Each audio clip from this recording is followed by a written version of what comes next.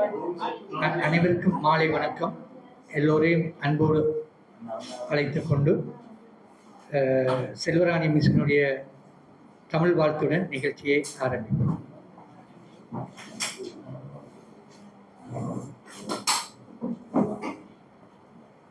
வணக்கம்.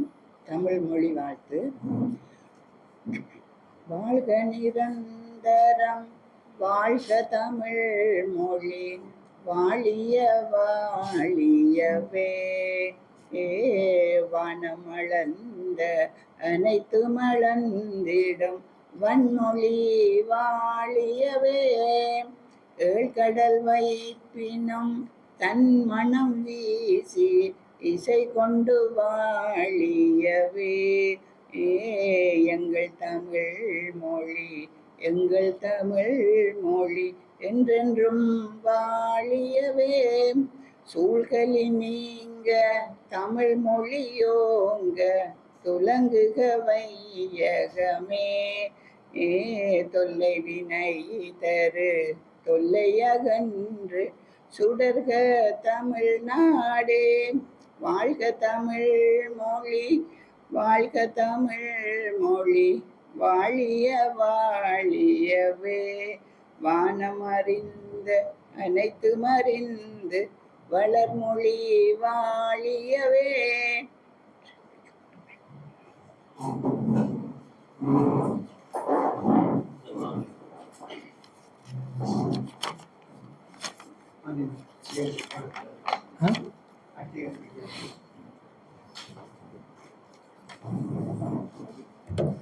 மீண்டும் அனைவரையும் அன்போடு வரவேற்றுக் கொண்டு இன்று இஸ்லாமிய தமிழ் இலக்கியம் பன்மை நோக்கு என்ற தலைப்பிலே ஒரு ஆய்வரங்கை ஒழுங்கு பண்ணியிருக்கின்றோம். அதனுடைய முதல் நாள் நிகழ்ச்சி இப்பொழுது இடம்பெற இருக்கின்றது. இந்த நிகழ்ச்சிக்கு கொழும்பு தமிழ்ச்சங்க தலைவர் சுகந்தி ராஜகுலேந்திரா தலைமையில் அஸ்டப் அவர்களுடைய தொடக்க உரையுடன் சிராஜ் மன்சூருடைய சிறப்புரை இடம்பெற இருக்கின்றது. இந்த ஆய்வரங்கு புலவர் முகமது காசிம் ஆலிம் அவர்களுடைய அரங்காக இடம்பெறுகின்றது.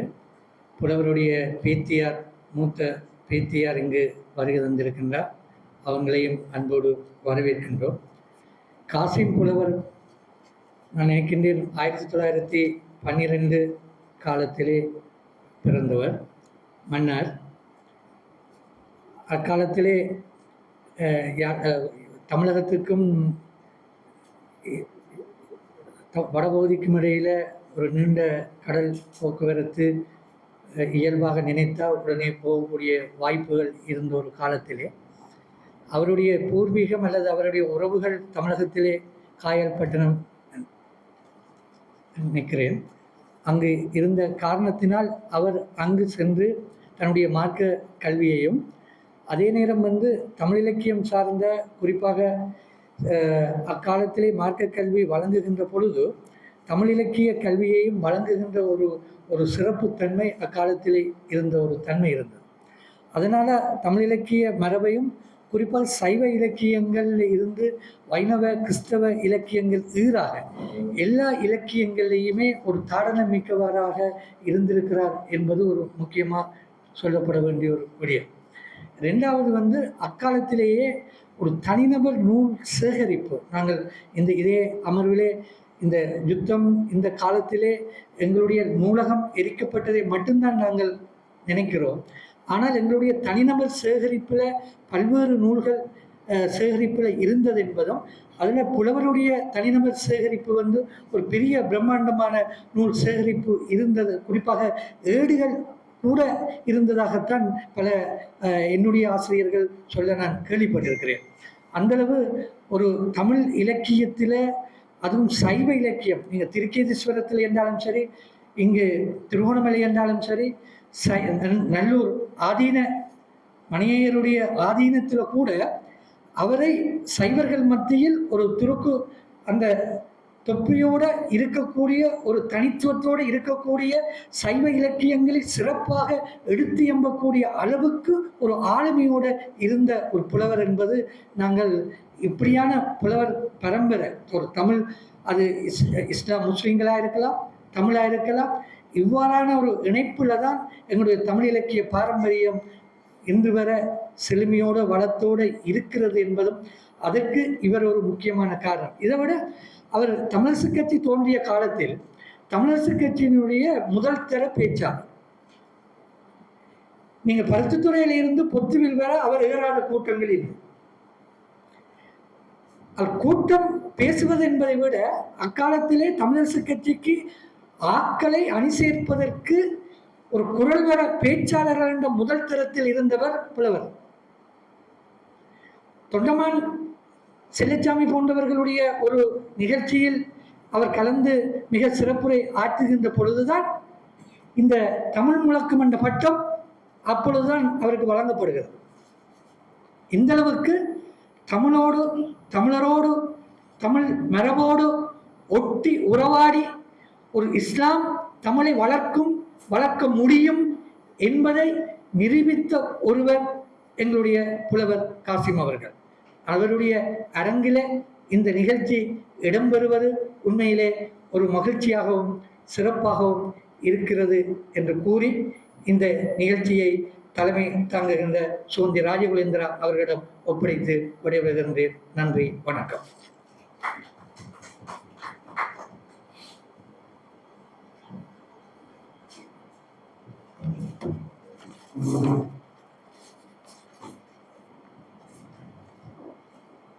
அனைவருக்கும் வணக்கம். இஸ்லாம் வளர்த்த தமிழ் என்ற அடிப்படையிலே இன்றைய அமர்வு ஆரம்பித்திருக்கின்றது. இந்த முதலாம் நாள் அமர்விலே தொடக்க உரை ஆற்றுமாறு மூத்த நிர்வாகத்துறை அதிகாரி APM அஷ்ரஃப் அவர்களை நான் அன்போடு அழைப்பேன்.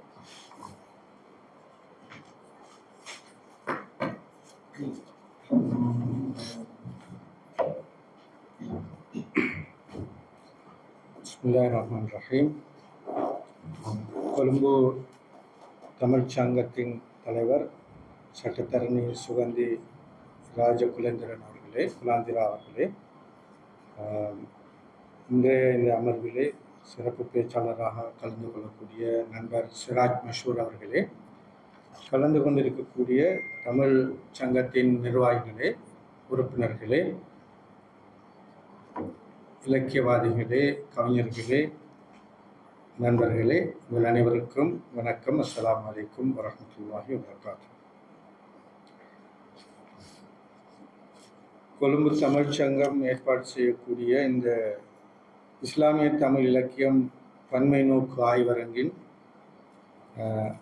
ஆரம்ப அமர்விலே இவ்விதமாக கலந்து கொள்வதற்கு சந்தர்ப்பத்தை அளித்த இறைவனுக்கும் தமிழ் சங்கத்திற்கும் என்னுடைய நன்றிகளை தெரிவித்தவனாக, இந்த நிகழ்ச்சி இலங்கை முஸ்லிம்களை பொறுத்தவரையிலும்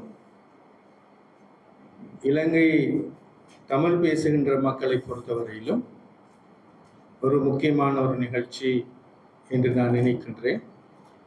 அப்படியான ஒரு நிகழ்ச்சியிலே தொடக்க உரை ஆற்றுமாறு என்னை அழைத்த போது கொஞ்சம் தயக்கமாகவும் இருந்தது. என்றாலும் குறிப்பாக இஸ்லாமிய இலக்கியம், கலை என்பவற்றின் வளர்ச்சியில் ஆர்வமுள்ளவன் என்ற வகையிலும் அதற்காக என்னால் இயன்ற அளவு உழைக்கின்றவன் என்ற வகையிலும் சகோதரர் நண்பர் சிராஜுடைய வேண்டுகோளுக்கேற்ப பேசுவதாக ஏற்றுக்கொண்டேன். இந்த நாட்டில் தமிழ் பன்மையானது. ஆனால் முஸ்லிம்கள் இந்த நாட்டிற்கு தமிழ் பிறகுதான் வந்தவர்கள். நாங்கள் 1000 ஆண்டு வரலாறு இருக்கிறதாக சொல்கின்றோம். ஆனால் தமிழின் வரலாறு அதைவிட பண்டையது. இலங்கை முஸ்லிம்களுடைய வரலாறையும் அவர்களுடைய மொழியையும் பற்றிய விவாதம் இன்னும் முடிவுறவில்லை. 1000 ஆண்டுகள் எங்களுக்கு வரலாறு இருக்கிறது என்று நாங்கள் சொல்கிறோம். ஆனால் பலரும் அதிலே உடன்படுவது இல்லை.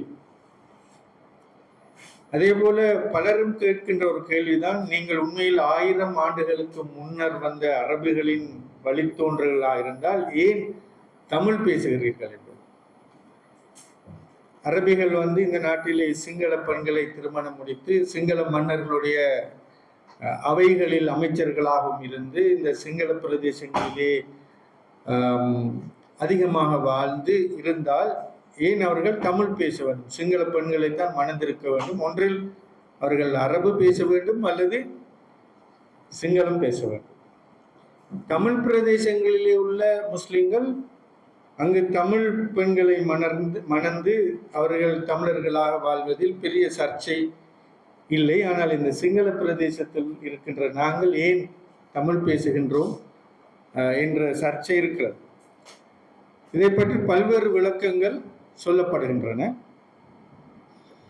பொதுவாக சொல்லப்படுகின்ற விளக்கம்தான், இலங்கையில் முஸ்லிம்கள் ஆரம்பத்தில் அரபிகள் வந்தாலும் பிற்பட்ட காலங்களிலே தமிழ்நாட்டில் இருந்து முஸ்லிம்கள் இங்கே வந்தார்கள் என்பது, அல்லது முஸ்லிம்கள் பன்மையாக பண்டை காலத்தில் இருந்து வாழ்ந்தாலும் அவர்களுக்கு சன்மார்க்கத்தை கற்பிப்பதற்கு பிற்காலத்திலே அதிகமாக தமிழ்நாட்டிலே இருந்து முஸ்லிம் ஆலிம்கள் சமய போதர்கள் வந்ததனால் அவர்கள் தமிழை கற்றுக்கொண்டார்கள் என்றும் சொல்லப்படுகின்றது.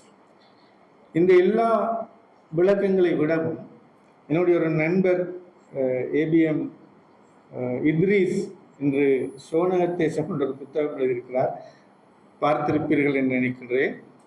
அதில் அவர் வேறொரு விளக்கம் சொல்கின்றார். அது பரவலாக பேசப்படுகின்ற வரலாற்று ஆசிரியர்கள் பேசுகின்ற ஒரு விளக்கம் அல்ல. அவர் கொஞ்சம் என்ன சொல்வது, கொஞ்சம் என்ன வலிந்து சொல்லுகின்ற ஒரு விளக்கம் போன்ற ஒரு விளக்கம். ஆனால் என்னுடைய மனசுக்கு பிடித்த இலகுவாக விளங்கி கொள்ளக்கூடிய, எங்களை ஆசுவாசப்படுத்தக்கூடிய ஒரு விளக்கத்தை அவர் சொல்கின்றார். அவர் சொல்கின்ற விளக்கம் தான், இந்த நாட்டிலே தமிழ் பேசக்கூடிய மக்கள் 2 வகையினர் இருந்தனர். அவர்களில் ஒரு வகையினர் வேதங்களை பின்பற்றிய தமிழர்கள். அவர் ஆதம் அலைஹிஸ்ஸலாத்துக்கு சென்று அங்கிருந்து வருகிறார். எங்களுக்கு தெரியும், முதலாவது நபி ஆதம். இங்கு என்ன, ஆதம் பவதம் மலை என்று நாங்கள் சொல்லுவோம், நீங்கள் சிவனொளி பாதமலை என்று சொல்வீர்கள். வேறு சிலர் அதை அடம் ஸ்பீக் என்று சொல்வார்கள். எனவே அவர் ஆதம் அலைஹிஸ்ஸலாம் என்ற முதலாவது மனிதரும் நபியும் இறை தூதரும் இலங்கையில் வந்தார். அவரை பின்பற்றிய ஒரு சமூகம் இருந்தது, வேதத்தை பின்பற்றுகின்ற சமூகம். அவர்கள் தமிழை பேசினார்கள். எனவே இந்த அரபிகள் வந்தபோது அவர்களுடைய மதங்கள் இரண்டும் நிறைய அல்லது அவர்களுடைய நம்பிக்கைகள் ஒன்றுபட்டதன் காரணமாக அவர்கள் முஸ்லிம்கள் ஆகிவிட்டார்கள். எனவே இலங்கை முழுவதும் இருந்த அந்த வேதக்காரர்களான தமிழர்களுடைய கிராமங்கள் எல்லாம் முஸ்லிம் ஆகிவிட்டார்கள் என்று அவர் சொல்கின்றார். அப்படி பார்த்தால் முஸ்லிம்கள் எல்லா இடங்களிலும் பறந்து வாழக்கூடியவர்களுடைய தமிழ் மொழி, தாய்மொழி தமிழ் மொழியாக இருப்பதிலே ஒரு அற்புதமும் இல்லை. அந்த வரலாற்று வியாக்கியானத்தை நாங்கள் ஒத்துக்கொண்டால் அந்த பண்டைய தமிழர்களினுடைய பரம்பரை என்று நாங்களும் எங்களை மார்த்தட்டி கொள்ளலாம். எனவே எப்படி இருந்தாலும் தமிழ் மொழிதான் எங்களுடைய தாய்மொழி. இந்த வரலாற்று குதர்க்கங்கள், விவாதங்களை நாங்கள் ஒரு பக்கம் வைத்துவிட்டு பார்த்தால் தமிழ் மொழி எங்களுடைய தாய்மொழி. நான் அனுராதபுரத்திலே ஒரு கொட்டியாவை என்று சொல்லக்கூடிய ஒரு கிராமத்திலே பிறந்து வளர்ந்து அங்கே தமிழ் மொழியில் என்னுடைய பாடசாலையில் படித்திருக்கிறேன். நான் பாடசாலைக்கு சென்ற காலத்தில் அந்த ஊரில், என்னுடைய ஊரிலே 35 முஸ்லிம் வீடுகள் அல்லது குடும்பங்கள், பக்கத்து ஊரில் ஒரு 100 குடும்பங்கள் இருக்கும். ஏதோ ஒரு வகையில் எங்களுடைய ஊரிலே தான் பாடசாலை அமைந்திருந்தது. தமிழ் மொழியில் தான் படித்தோம். சுற்றி வர சிங்கள கிராமங்கள். அனுராதபுரம் உங்களுக்கு தெரியும், பெரிய ஊர். அதிலே அப்படியாக தமிழை பேசி அந்த தமிழிலே கற்று தமிழ் ஆசிரியர்களை நான் சந்தித்தது நான் நினைக்கின்றேன் என்னுடைய 7ஆம் வகுப்பிலே. அதற்கு முதல் முஸ்லீம் ஆசிரியர்கள் மட்டும்தான் எனக்கு கற்பித்தார்கள். என்னுடைய ஆசிரியர்களில் எனக்கு பேர் சொல்லக்கூடிய 2 ஆசிரியர்கள் இருக்கிறார்கள். சயின்ஸ் டீச்சர் ஸ்ரீஸ்கந்த ராஜா மிஸ் அவர்கள், இப்பொழுது அவர்கள் இருக்கிறாரோ தெரியாது. அதே போல் லிங்கநாதன் சார் என்னை 1987 ஆண்டு யாழ்ப்பாணத்துக்கு அழைத்து சென்று அங்கே அவருடைய ஊரிலே தமிழ் பாடசாலை ஒன்றில் ஏலெவல் செய்வதற்கு முயற்சித்தார். நான் வெளிக்கிட இருந்த அன்றைய இரவு புகையிரதும் வெளிக்கிடவில்லை. ஏனென்றால் அன்று வடமாராட்சி யுத்தம் ஆரம்பித்து விட்டது. லலித் அத்துலத் முதலி அவருடைய 1987 ஆண்டு அந்த யுத்தம். அப்படி போயிருந்தால் தமிழ் மக்களோடு எனக்கு அதிகமான உறவு வந்திருக்கும். என்றாலும் அன்றாதபுரத்திலும் எங்களோடு நிறைய தமிழ் மக்கள் இருந்தார்கள் 1985 ஆண்டு வரையிலும். இல்லை 1985 தாண்டா, 85 அல்ல 86 அல்லது 87 தான் நான் யாழ்ப்பாணம் செல்ல முயற்சித்தேன் நினைக்கின்றேன் ஏலவல் செய்வதற்காக. சரி, இதெல்லாம் எப்படி இருந்தாலும் இந்த இஸ்லாமிய தமிழ் அல்லது இஸ்லாமிய தமிழ் இலக்கியம் பன்மை நோக்கு என்ற இந்த ஆய்வரங்கு இன்று இங்கே ஆரம்பிக்கின்றது. தமிழ் சங்கத்திற்கு நான் முன்னர் வந்திருக்கிறேன். ஆனாலும் இன்று வருகின்ற போது இதிலே ஒரு பொலிவை கண்டேன். ஒரு பிரகாசமாக இந்த மன்றம் இருப்பதை கண்டேன். எனவே அப்படியான மாற்றங்களை செய்த உங்களுக்கு எங்களுடைய நன்றிகள், வாழ்த்துக்கள்.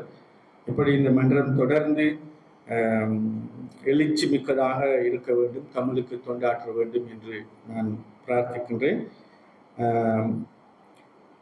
இஸ்லாமிய அல்லது இஸ்லாம் வளர்த்த தமிழ் என்று சொல்லக்கூடிய இன்று நாங்கள் ஆரம்பிக்கக்கூடிய இந்த அமர்வு புலவர் முகமது காசிம் ஆலிம் அரங்கு என்று பெயரிடப்பட்டிருக்கிறது.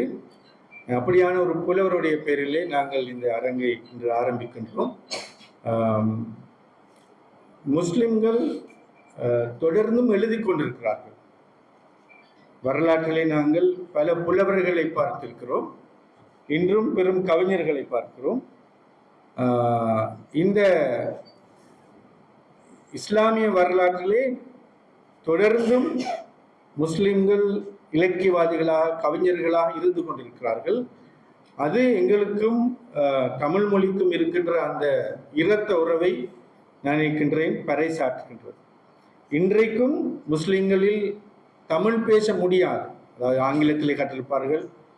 வீட்டில் அவர்கள் சில நேரம் ஆங்கிலம் பேசுகின்றவர்களாக இருப்பார்கள், அல்லது சிங்களத்திலே கற்றிருப்பார்கள். தாயும் தந்தையும் சிங்களத்தில் கற்றவர்களாக இருப்பார்கள், சிங்களத்தை பேசுவார்கள். ஆனால் அவர்கள் தமிழ் தெரியாத முஸ்லிம்கள் யாரும் நான் நினைக்கின்றேன் இந்த நாட்டிலே இருக்க மாட்டார்கள். கொச்சை தமிழாவது அவர்களால் பேச முடியும். அந்த அளவுக்கு இந்த மொழிக்கும் எங்களுக்கும் இடையில உறவு இருக்கிறது. என்றாலும் எங்களுக்கு ஒரு கவலையும் இருக்கிறது. மிகவும் ஆழமான தமிழிலே பேசினால் விளங்க முடியாத முஸ்லிம்கள் அதிகமாக இருக்கிறார்கள். எனவே எங்களுடைய பள்ளி வாயில்களிலே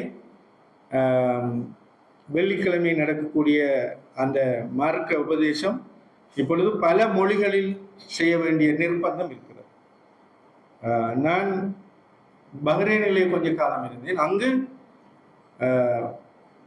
பாகிஸ்தானியர்கள் குறிப்பாக பெரும் பதவிகளிலே இருப்பார்கள். ஆனால் அவர்கள் உருதை ஆழமாக நேசிக்கின்றவர்கள், உருதிலே பேசுவார்கள், தங்கள் வீட்டிலும் வெளியிலும் பேசுவார்கள். மார்க்க உபதேசங்கள் அனைத்தும் உருதிலே தான் நடக்கும்.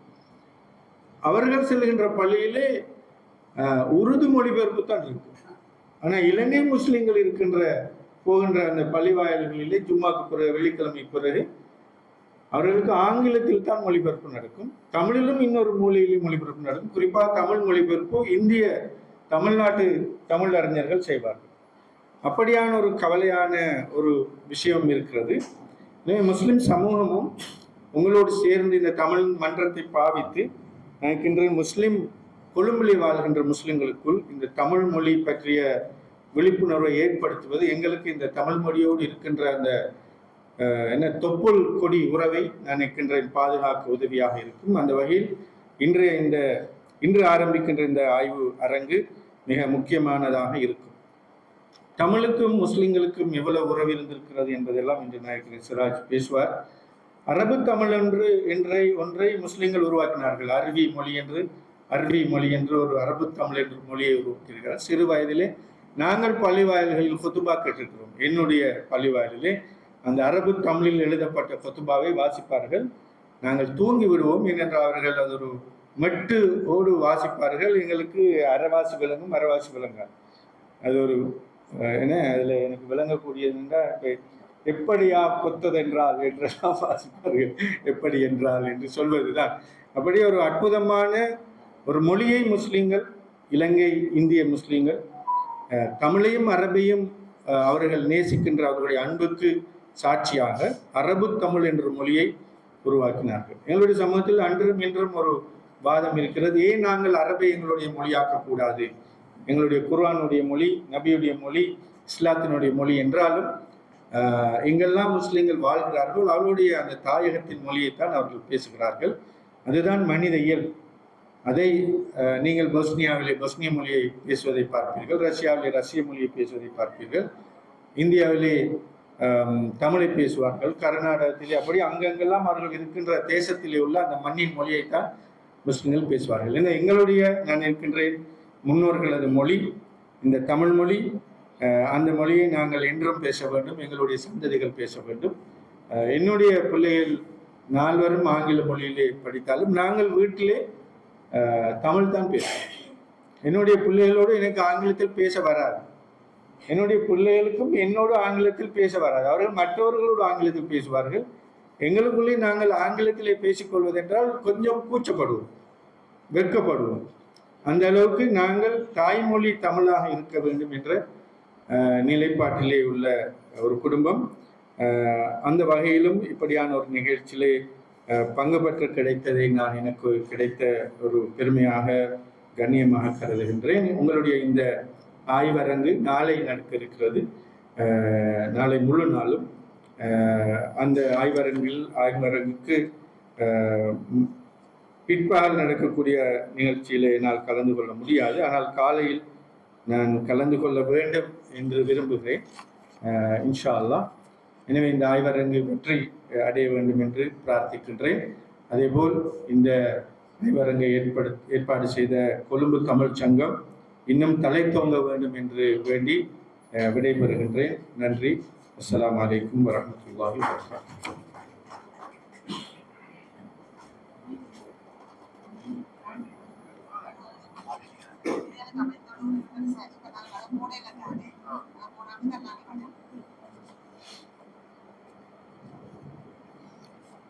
நன்றி ஏபிஎம் அஷ்ரஃப் அவர்களே.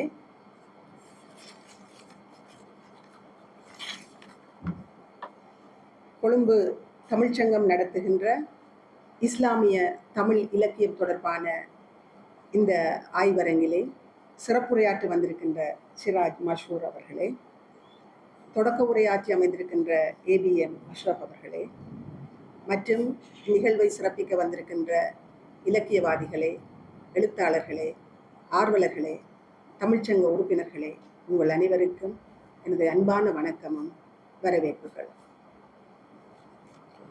கொழும்பு தமிழ்ச்சங்கம் இஸ்லாமிய தமிழ் இலக்கியம் பன்மை நோக்கு என்கின்ற பொருண்மையிலே ஒரு 3 அமர்வுகளை கொண்ட ஒரு ஆய்வரங்கை திட்டமிட்டிருக்கின்றது. இந்த ஆய்வரங்கின் முதல் அமர்விலே தமிழ் முழக்கம் புலவர் முகமது காசிம் ஆலிம் அரங்காக அதை கொழும்பு தமிழ்ச்சங்கம் அமைத்திருக்கிறது. அது பற்றிய விளக்கத்தை எங்களுடைய இலக்கிய குழு செயலாளர் திரு மதுசூதனன் அவர்கள் உங்களுக்கு அந்த காசிம் ஆலிம் அவர்களுடைய விடயங்களை விளக்கமாக எங்களுக்கு தந்திருந்தார். கடந்த வாரம் இதே போல நாங்கள் மலையக தேசியம் பன்மை நோக்கு என்கின்ற பொருண்மையிலே ஒரு 3 நாள் அமர்வாக ஒரு ஆய்வரங்கை நடத்தியிருந்தோம். அந்த ஆய்வரங்கு ஒரு வரலாற்று தேவை மிக்கது, சிறப்பானதாக அமைந்தது என்பதை பலரும் தங்களது கருத்துக்களை எங்களுக்கு வெளியிட்டு எங்களுக்கு ஊக்கம் தந்தனர். அதே போல இஸ்லாமிய தமிழ் இலக்கியம் பன்மை நோக்கு என்கின்ற ஆய்வரங்கு இஸ்லாம் வளர்த்த தமிழ் என்கின்ற தொனிப்பொருளிலே இன்று ஆரம்பிக்கப்பட்டிருக்கின்றது. கொழும்பு தமிழ்ச்சங்கமானது தமிழினுடைய பன்மை பாங்குகளை விரிவாக்கி ஆழ்ந்து ஆய்வு நோக்கிலே விடயப்பரப்புகளை நோக்க முயற்சி செய்வது சிறப்பானது.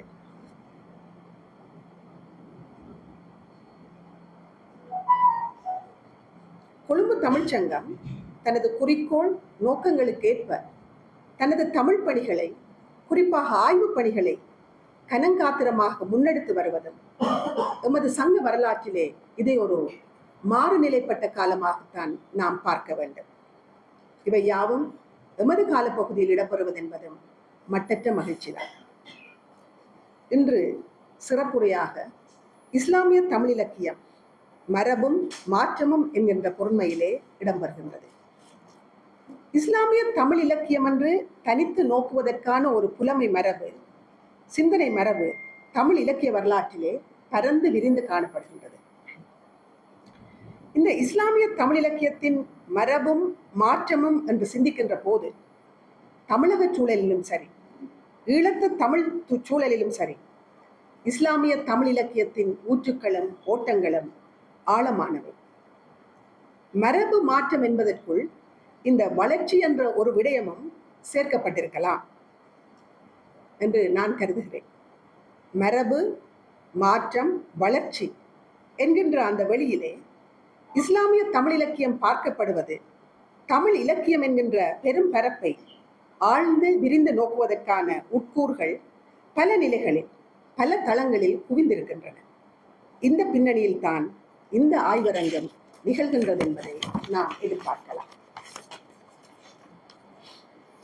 ஒரு இனத்தினுடைய சமயம், பண்பாடு, வாழ்வியல், வழக்காறுகள், மனப்பாங்கு என்று யாவற்றையும் கருவாக அமைத்து பாடப்படும் அல்லது எழுதப்படும் இலக்கியங்கள் அவ்வினத்துக்குரிய இலக்கியங்களாகவே கருதப்படுகின்றன. இவ்வாறே இஸ்லாமிய இலக்கியமும் அமைந்து விடுகின்றது. இத்தகைய இலக்கியங்கள் தமிழ் மொழியிலே தோன்றியதனால் அவற்றை இஸ்லாமிய தமிழ் இலக்கியங்கள் என நாம் அழைக்கலானோம். இஸ்லாமிய சமூக சமய பண்பாட்டு கொள்கைகளை நன்கு புரிந்து கொண்டவர்களால் படைக்கப்பட்ட அத்தகைய இலக்கியங்களே இஸ்லாமிய தமிழ் இலக்கியங்களாக கணிக்கப்படுகின்றன. இஸ்லாமிய தமிழ் இலக்கியங்களாக கருதப்படும் மிக பெரும்பான்மையானவை முஸ்லிம் புலவர்களாலேயே இயற்றப்பட்டுள்ளன. இஸ்லாமிய அடிப்படையிலேயே அவை படைக்கப்பட்டிருக்கின்றன. இந்த மரபும் தொடர்ச்சியும் நவீன இலக்கிய களங்களில் பல்வேறு ஊடாட்ட படைப்பாக்க இலக்கிய தொல்லியல் மரபு படைப்பாக்க செழுமை இன்னும் வளர்ந்து கொண்டுதான் இருக்கின்றது என்பதையும் நாம் அவதானிக்கலாம். இன்றைக்கு இஸ்லாமிய இலக்கியம் என்று அடையாளப்படுத்தப்படும் வளமும் செழுமையும் கொண்ட இந்த இலக்கிய மரபு ஆரம்பத்திலே தேடுவாரற்று காணப்பட்டதென்ற உண்மையையும் நாம் அறிந்து கொள்ளத்தான் வேண்டும். ஒரு காலத்திலே பழந்தமிழ் பனுவல்கள், ஏடுகள் எல்லாம் கரையானுக்கு இரையாகி நமக்கு கிடைக்குமோ கிடைக்காதோ என்ற ஒரு அச்ச உணர்வு ஏற்பட்டு கொண்டிருந்த வேளையிலே அவற்றையெல்லாம் தேடி கண்டெடுத்து அதனை அச்சு வாகனம் ஏற்றுவதற்கு முயற்சி செய்த முதன்மையானவர் எங்களுடைய சீவை தாமோதரம் பிள்ளை என்ற ஆளுமையாவார். இதன் தொடர்ச்சியில் தான் உவே சாமிநாத ஐயர் தொடர்ந்து வருகின்றார் என்பதையும் நாம் குறித்துக் கொள்ளலாம். இத்தகைய தமிழ் மரபின் தொடர்ச்சியில் தான் அல்லாமா உவைஸ், பேராசிரியர் அல்லாமா உவைஸ் அவர்கள் வருகிறார். தனது வாழ்நாள் முழுவதும் இஸ்லாமிய தமிழ் இலக்கியங்களை கண்டு தேடி தொகுத்து ஒரு இஸ்லாமிய பாரம்பரியத்தை மீள் கண்டுபிடிப்பு செய்து கல்வி மயப்படுத்திய பெருமை அவரையே சார். இத்தகு பெருமை மிக்கவர் 1977 முதல் 78 வரையும், 1983 முதல் 1996 வரையும் ஏறத்தாழ 15 வருட காலப்பகுதிக்கு கொழும்பு தமிழ்ச்சங்கத்தின் துணை காப்பாளராக இருந்து சங்கப்பணி புரிந்தவர் என்பதை இவ்விடத்திலே நினைவு கூர்தல் மிக பொருத்தமாகும். அதன் பின்னர் மதுரை காமராஜர் பல்கலைக்கழகத்திலே இஸ்லாமிய தமிழ் இலக்கியம் தனித்துறையாக ஆரம்பிக்கப்பட்ட போது அதன் தலைவராக இருந்து இஸ்லாமிய தமிழ் இலக்கிய மரபுக்குள் அறிவு, ஆய்வு புலமை மட்டங்களில் உன்னதமான பணிகளை மேற்கொண்டவர் என்பது இங்கு கவனிக்க வேண்டிய முக்கிய அம்சமாகும். இந்த புலமை மரபின் தொடர்ச்சியிலே ஒரு திருப்பு முனையாக அமைந்தது இஸ்லாமிய தமிழ் இலக்கிய ஆர்வலர்களால் ஏகமனதாக ஏற்றுக்கொள்ளப்பட்டு 1973 ஆண்டிலே திருச்சி மாநகரிலே நடைபெற்ற முதலாவது அனைத்துலக இஸ்லாமிய தமிழ் இலக்கிய மாநாடு. இந்த மாநாட்டிலே பேராசிரியர் உவைஸ் அவர்கள் சமர்ப்பித்த ஆய்வுக் கட்டுரைகளும் நிகழ்த்திய சொற்பொழிவுகளும் கவனத்திற்குரியனவாயின. குறிப்பாக இவை தென்னிந்திய இஸ்லாமிய இலக்கிய ஆர்வலர்கள் மத்தியில் பெரும் மகிழ்ச்சியையும் வியப்பையும் வரவேற்பையும் பெற்றன.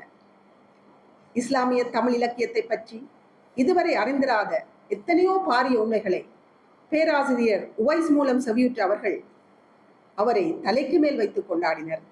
அவரோடு பேசுவதையும் பழகுவதையும் தங்களுடைய ஒரு பெரும் பாக்கியமாகவே அவர்கள் கருதினார்கள்.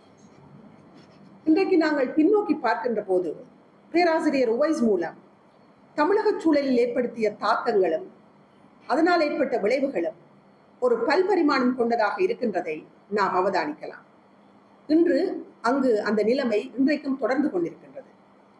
ஆனால் ஈழத்து தமிழ் சூழலிலே இந்த அருட்டுணர்வும் விழிப்பும் எந்த அளவுக்கு இந்த தாக்கங்களையும் விளைவுகளையும் ஏற்படுத்தி இருக்கின்றது என்பது சற்று சந்தேகப்பட வேண்டித்தான் இருக்கிறது.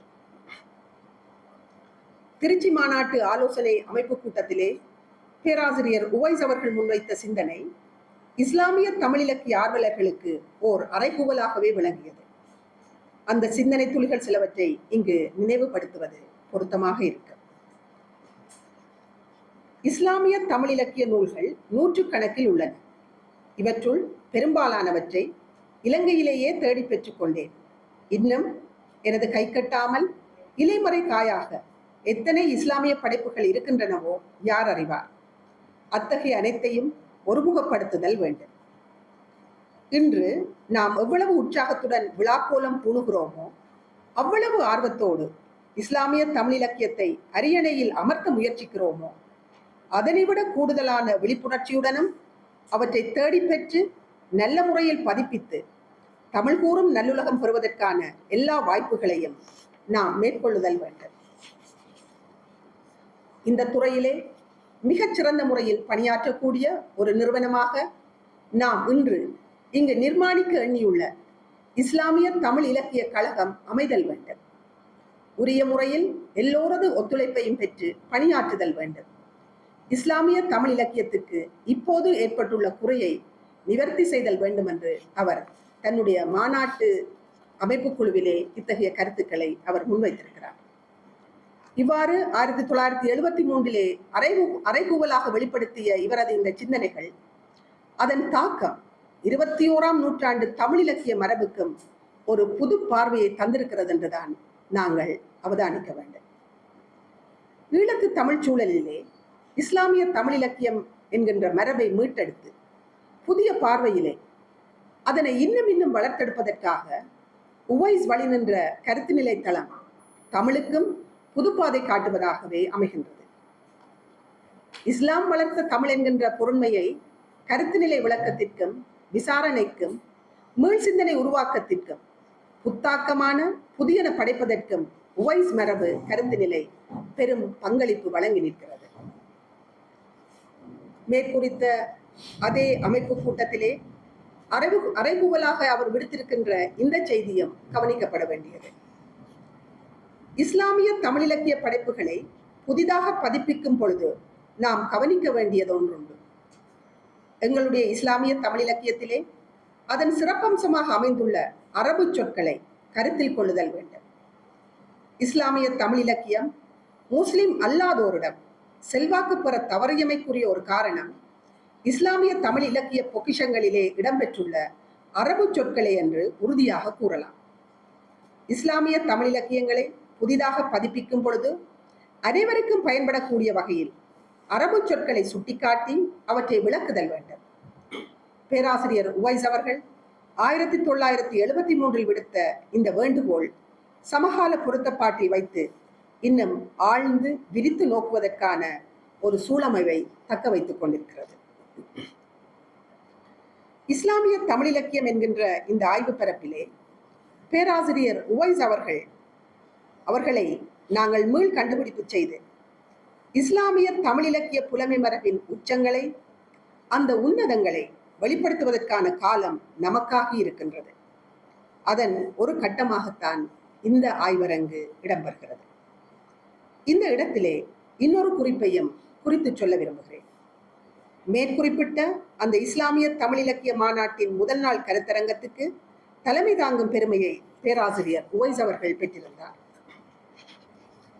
இதைவிட 2 ஆய்வுக் கட்டுரைகளையும் அவர் அங்கு சமர்ப்பித்திருந்தார். ஒன்று, திருக்குர்ஆனும் முஸ்லிம்களின் தமிழ் பேச்சு வழக்கும் இலக்கிய வழக்கும். 2வது, இஸ்லாமிய அடிப்படையில் தோன்றிய தமிழ் காப்பியங்கள். இவ்விரண்டு கட்டுரைகளையும் வாசித்து அரங்கில் கூடியிருந்த இலக்கிய ஆர்வலர்களின் சிந்தைக்கும் செவிக்கும் பெருவிருந்து படைத்தார் பேராசிரியர் உவைஸ் அவர்கள்.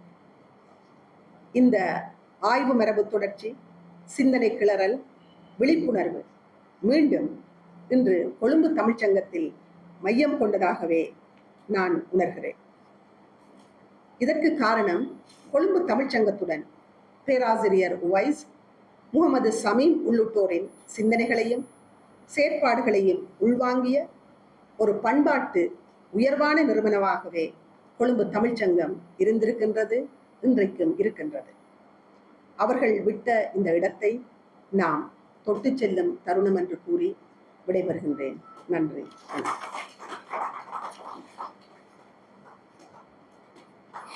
அடுத்ததாக இஸ்லாமிய தமிழ் இலக்கியம் மரபும் மாற்றமும் என்கின்ற தொனிப்பொருளிலே சமூக செயற்பாட்டாளரும் எழுத்தாளருமான ஷிராஜ் மஷ்ஹூர் அவர்களின் உரை இடம்பெறும். அவரை அன்போடு அழைக்கிறேன்.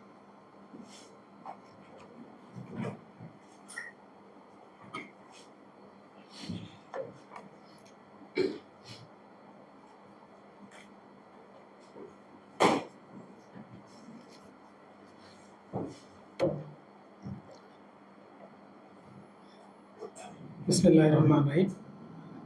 அழகில அருளும் அளவிலா அன்பும் இலகுமோர் இனிய இறை பேர் போற்றி என்ற இந்த பிஸ்மில்லாஹிர்ரஹ்மானிர்ரஹீம் என்ற அந்த அரபு சொல்லினுடைய நேரடி கருத்தை கவி காவன் அப்துல் கஃபூர் அவர்கள் மொழிபெயர்த்த அதே வரிகளில் இருந்து நான் தொடங்குகிறேன். எவ்வளவுக்கு அரபு மொழியினுடைய கருத்து சாரத்தை தமிழுக்குள்ளே கொண்டு வர முடியுமோ அவ்வளோ அற்புதமாக கொண்டு வந்த ஒருவராகவும் அவர் இருக்கின்றார். அனைவருக்கும் வணக்கம், அஸ்ஸலாமு அலைக்கும். இந்த அரங்கிற்கு தலைமை வகிக்கின்ற கொழும்பு தமிழ்ச்சங்கத்தினுடைய தலைவர் சட்டத்தரணி சுகந்தி ராஜபிலேந்திரா அவர்களே, தொடக்குரை ஆற்றி அமர்ந்திருக்கின்ற பிரதம அமைச்சரின் மேலதிக செயலாளர் ஏபிஎம் அஷ்ரஃப் அவர்களே, அதுபோல இங்கு வருகை தந்திருக்கின்ற பெரியோர்களே, நண்பர்களே, தமிழ் சங்கத்துடைய ஆட்சிக்குழு உறுப்பினர்களே, இஸ்லாமிய தமிழ் இலக்கியம் மரபும் மாற்றமும் என்ற தலைப்பிலே சில விடயங்களை பகிர்ந்து கொள்ள முடியும் என்று நான் நினைக்கிறேன். இஸ்லாமிய தமிழ் இலக்கியம் எப்படி தொடங்கியது என்கிற விஷயங்கள் நமக்கு பலது தெரிந்தாலும், அந்த மரபு பிறகு நவீன இலக்கியங்களாக மாறுகின்ற இந்த காலகட்டத்துக்குள்ளே நான் ஏற்கனவே சொன்ன காவன் அப்துல் கஃபூர் அவர்கள் இறை தூதர் முகமது ஸல்லல்லாஹு அலைஹி வஸல்லம் அவர்களுடைய நபியினுடைய கவிஞர் என்று ஹஸ்ஸான் பின் சாபித் என்ற ஒரு சஹாபி தோழர் இருந்தார். அவர் இறை தூதருடைய மரணத்துக்கு பின்னர் ஒரு கவி படித்தார். அது அரபு கவி. அதை காவன் அப்துல் கஃபூர் தமிழிலே அந்த பொறிச்சறிவோடு, அவர் தமிழ், மலையாளம், ஆங்கிலம், அரபு இந்த 4 மொழிகளிலும் மிகுந்த பரிச்சயம் கொண்டொருவர். அதை எப்படி அவர் மொழிபெயர்க்கிறார்னு பாருங்கள். நவீன கவிதையும் அல்ல, செய்யுள் நிலையும் அல்லாமல் இந்த நடுவில் இருந்த அவருடைய மொழியை இங்கே குறிப்பிடுவது பொருத்தம் நினைக்கிறேன். ஏனென்றால் அவர் மிக அதிகமாக இலங்கையில் அறியப்படாத ஒருவர். திருவிதாங்கோடு என்கிற பிரதேசத்தைச் சேர்ந்தவர். நும் தோற்றம் முழுமதியாம், நுவல்வேன் அதில் பேரொழியாம், நும் முகமோ நறுமணத்தின் நுவல் அழகே சொட்டுவதாம், சீருலகின் பேரழகே சிந்தனையின் எல்லை அதே, ஈருலகில் பொறுப்பார் யார் எழில் பொழியும் முகங்கண்டு, ஆத நபி வழிமுறையில் ஹவ்வாக்கள் ஈன்றதில்லை, ஆத நபி வழிமுறையில் ஹவ்வாக்கள் ஈன்றதில்லை, வேத நபி போன்றொருவர் வெகு சொர்க்கத்திலும் இல்லை என்று அவர் இதை மொழிபெயர்த்து சொல்லியிருக்கின்றார். இந்த அரங்கிலே எல்லோருக்கும் தெரியும், விமலானந்த அடிகளை ஞாபகப்படுத்தி இதை பேச வேண்டும் என்று நான் மிகவும் விரும்புகிறேன்.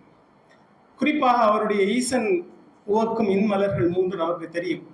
வெள்ளை நிற மல்லிகையோ வேறெந்த மாமலரோ வள்ளல் அடியிணைக்கு வாய்த்த மலர் தான் எதுவோ வெள்ளை நிறப்பூவும் அல்ல வேறெந்த மலரும் அல்ல உள்ள கமலமடி உத்தமனார் வேண்டுவது. எவ்வளவு அற்புதமான ஒரு விஷயம். உள்ள கமலமடி உத்தமனார் வேண்டுவது. அடுத்த காப்பவழ்ந்த ஒவ்வொன்றாக செல்வதற்கு நேரம் அவகாசம் இல்லை. ஆனால் விமலானந்த அடிகள் இஸ்லாமிய தமிழ் இலக்கியம் என்று நாங்கள் பேசுகின்ற இந்த விஷயத்தினுடைய ஒரு தொடக்க புள்ளியாக வருகிறார். அது அந்த வரலாறு தெரிந்தவர்களுக்கு தெரியும். பேராசிரியர் மாமு ஓய்ஸ் அவர்கள் பல்கலைக்கழக புகுமுக தேர்வுக்கு வந்தபோது விமலானந்த அடிகள் அவரிடம் ஒரு கேள்வி கேட்கிறார். ஒரு இஸ்லாமிய தமிழ் இயக்கத்தின் பெயரை சொல்லுங்கள் என்று. ஓய்ஸுக்கு எதுவும் தெரியவில்லை. அவர் அப்படியே விழிக்கிறார். அது ஓய்ஸுக்குள்ளே ஒரு அருட்டுணர்வை ஏற்படுத்தியது ஒரு முக்கியமான விஷயம். பிறகு இலங்கை பல்கலைக்கழகத்திலே பேராசிரியர் கணபதி பிள்ளை பேராசிரியர் ஓய்ஸ் அவர்களை பிறகு அவருடைய முதுகலைமானி பட்டத்துக்கான அந்த விடயத்துக்கு ஆற்றுப்படுத்துகிறார். பிறகு சு வித்யானந்தன் அதை நெறிப்படுத்துகிறார். இப்படி இவர்களுடைய பங்களிப்பினூடாக அது நடந்தது. அப்போது முதுகலைமானிக்கு இஸ்லாமிய தமிழ் ஒரு சிறப்பு தெரிவு பாடமாக இருந்தது. அந்த வகையில் இலங்கை முன்னோடியாக இருந்தது. இலங்கை ஒட்டுமொத்த தமிழ் பரப்பிலே பல விடயங்களுக்கு முன்னோடியாக இருந்திருப்பது நமக்கு தெரியும். தனிநாயகம் அடிகள் தமிழாராய்ச்சி மாநாட்டுடைய முன்னோடியாக இருந்தார். பெண்ணிய இலக்கியத்துக்கு இலங்கை முன்னோடியாக இருந்தது. எதிர்ப்பு இலக்கியத்துக்கு, குறிப்பாக போர்க்கால கவிதைகளுக்கு இலங்கை முன்னோடியாக இருந்தது போல இஸ்லாமிய தமிழ் இலக்கிய மரபுக்கும் இலங்கை மிக முக்கியமான முன்னோடியாக இருந்தது. தமிழகத்திலே மதுரை காமராசர் பல்கலைக்கழகத்திலே இஸ்லாமிய தமிழ் இலக்கிய துறை ஒன்று உருவாக்கப்பட்டது. அதை உருவாக்குவதற்கான அந்த அறிவித்தலை கூட கொழும்பிலே தான் நடந்த இஸ்லாமிய தமிழ் இலக்கிய மாநாட்டிலே தான் அறிவித்தார்கள். கொழும்பிலே தான் சுவாமி விமலானந்தர் இந்த விடயத்தை தொடங்கினார். அப்போது இலங்கை பல்கலைக்கழகம் கொழும்பில் இருந்த போதுதான் இந்த பேராசிரியர் கணபதி பிள்ளை கூட இந்த விடயத்தை தொடங்கினார். முஸ்லீம் கண்ட்ரிபியூஷன் டு தமிழ் லிட்ரேச்சர், முஸ்லீம்கள் தமிழ் இலக்கியத்துக்கு ஆற்றிய தொண்டு பங்களிப்பு என்பதுதான் பேராசிரியர் MM ஓய்ஸ் அவர்கள் ஆற்றிய அந்த MA தீசிஸினுடைய தலைப்பு. இது முதலிலே கவனிக்கப்பட வேண்டிய மிக முக்கியமான ஒரு அம்சம். பிறகு இது மதுரை காமராசர் பல்கலைக்கழகத்திலே ஒரு தனியான துறையாக நிறுவப்பட்டு அவர்கள் ஓய்ஸ் அவருடைய MA தீசிஸுக்கு ஒரு 100 புத்தகங்களை தான் செய்திருப்பார். பிறகு அவர்கள் 2000 தமிழ் நூல்களை திரட்டி இந்த இஸ்லாமிய தமிழ் இலக்கிய வரலாற்று நூலை 4 பாகங்களாக வெளியிட்டிருக்கிறார்கள். 6 பாகமாக திட்டமிட்டிருந்தாலும் கூட பிறகு பல பிந்திய கவிதை அல்லது சிறுகதை போன்ற இந்த பிந்திய இலக்கிய வடிவங்களை நோக்கி அவர்களுக்கு வர முடியாமல் போனது. ஆனாலும் இது எப்படி தொடங்கியது என்ற வரலாற்று அம்சங்கள் பலவற்றை இந்த நூல் கொண்டிருக்கிறது என்பது மிக முக்கியமானது.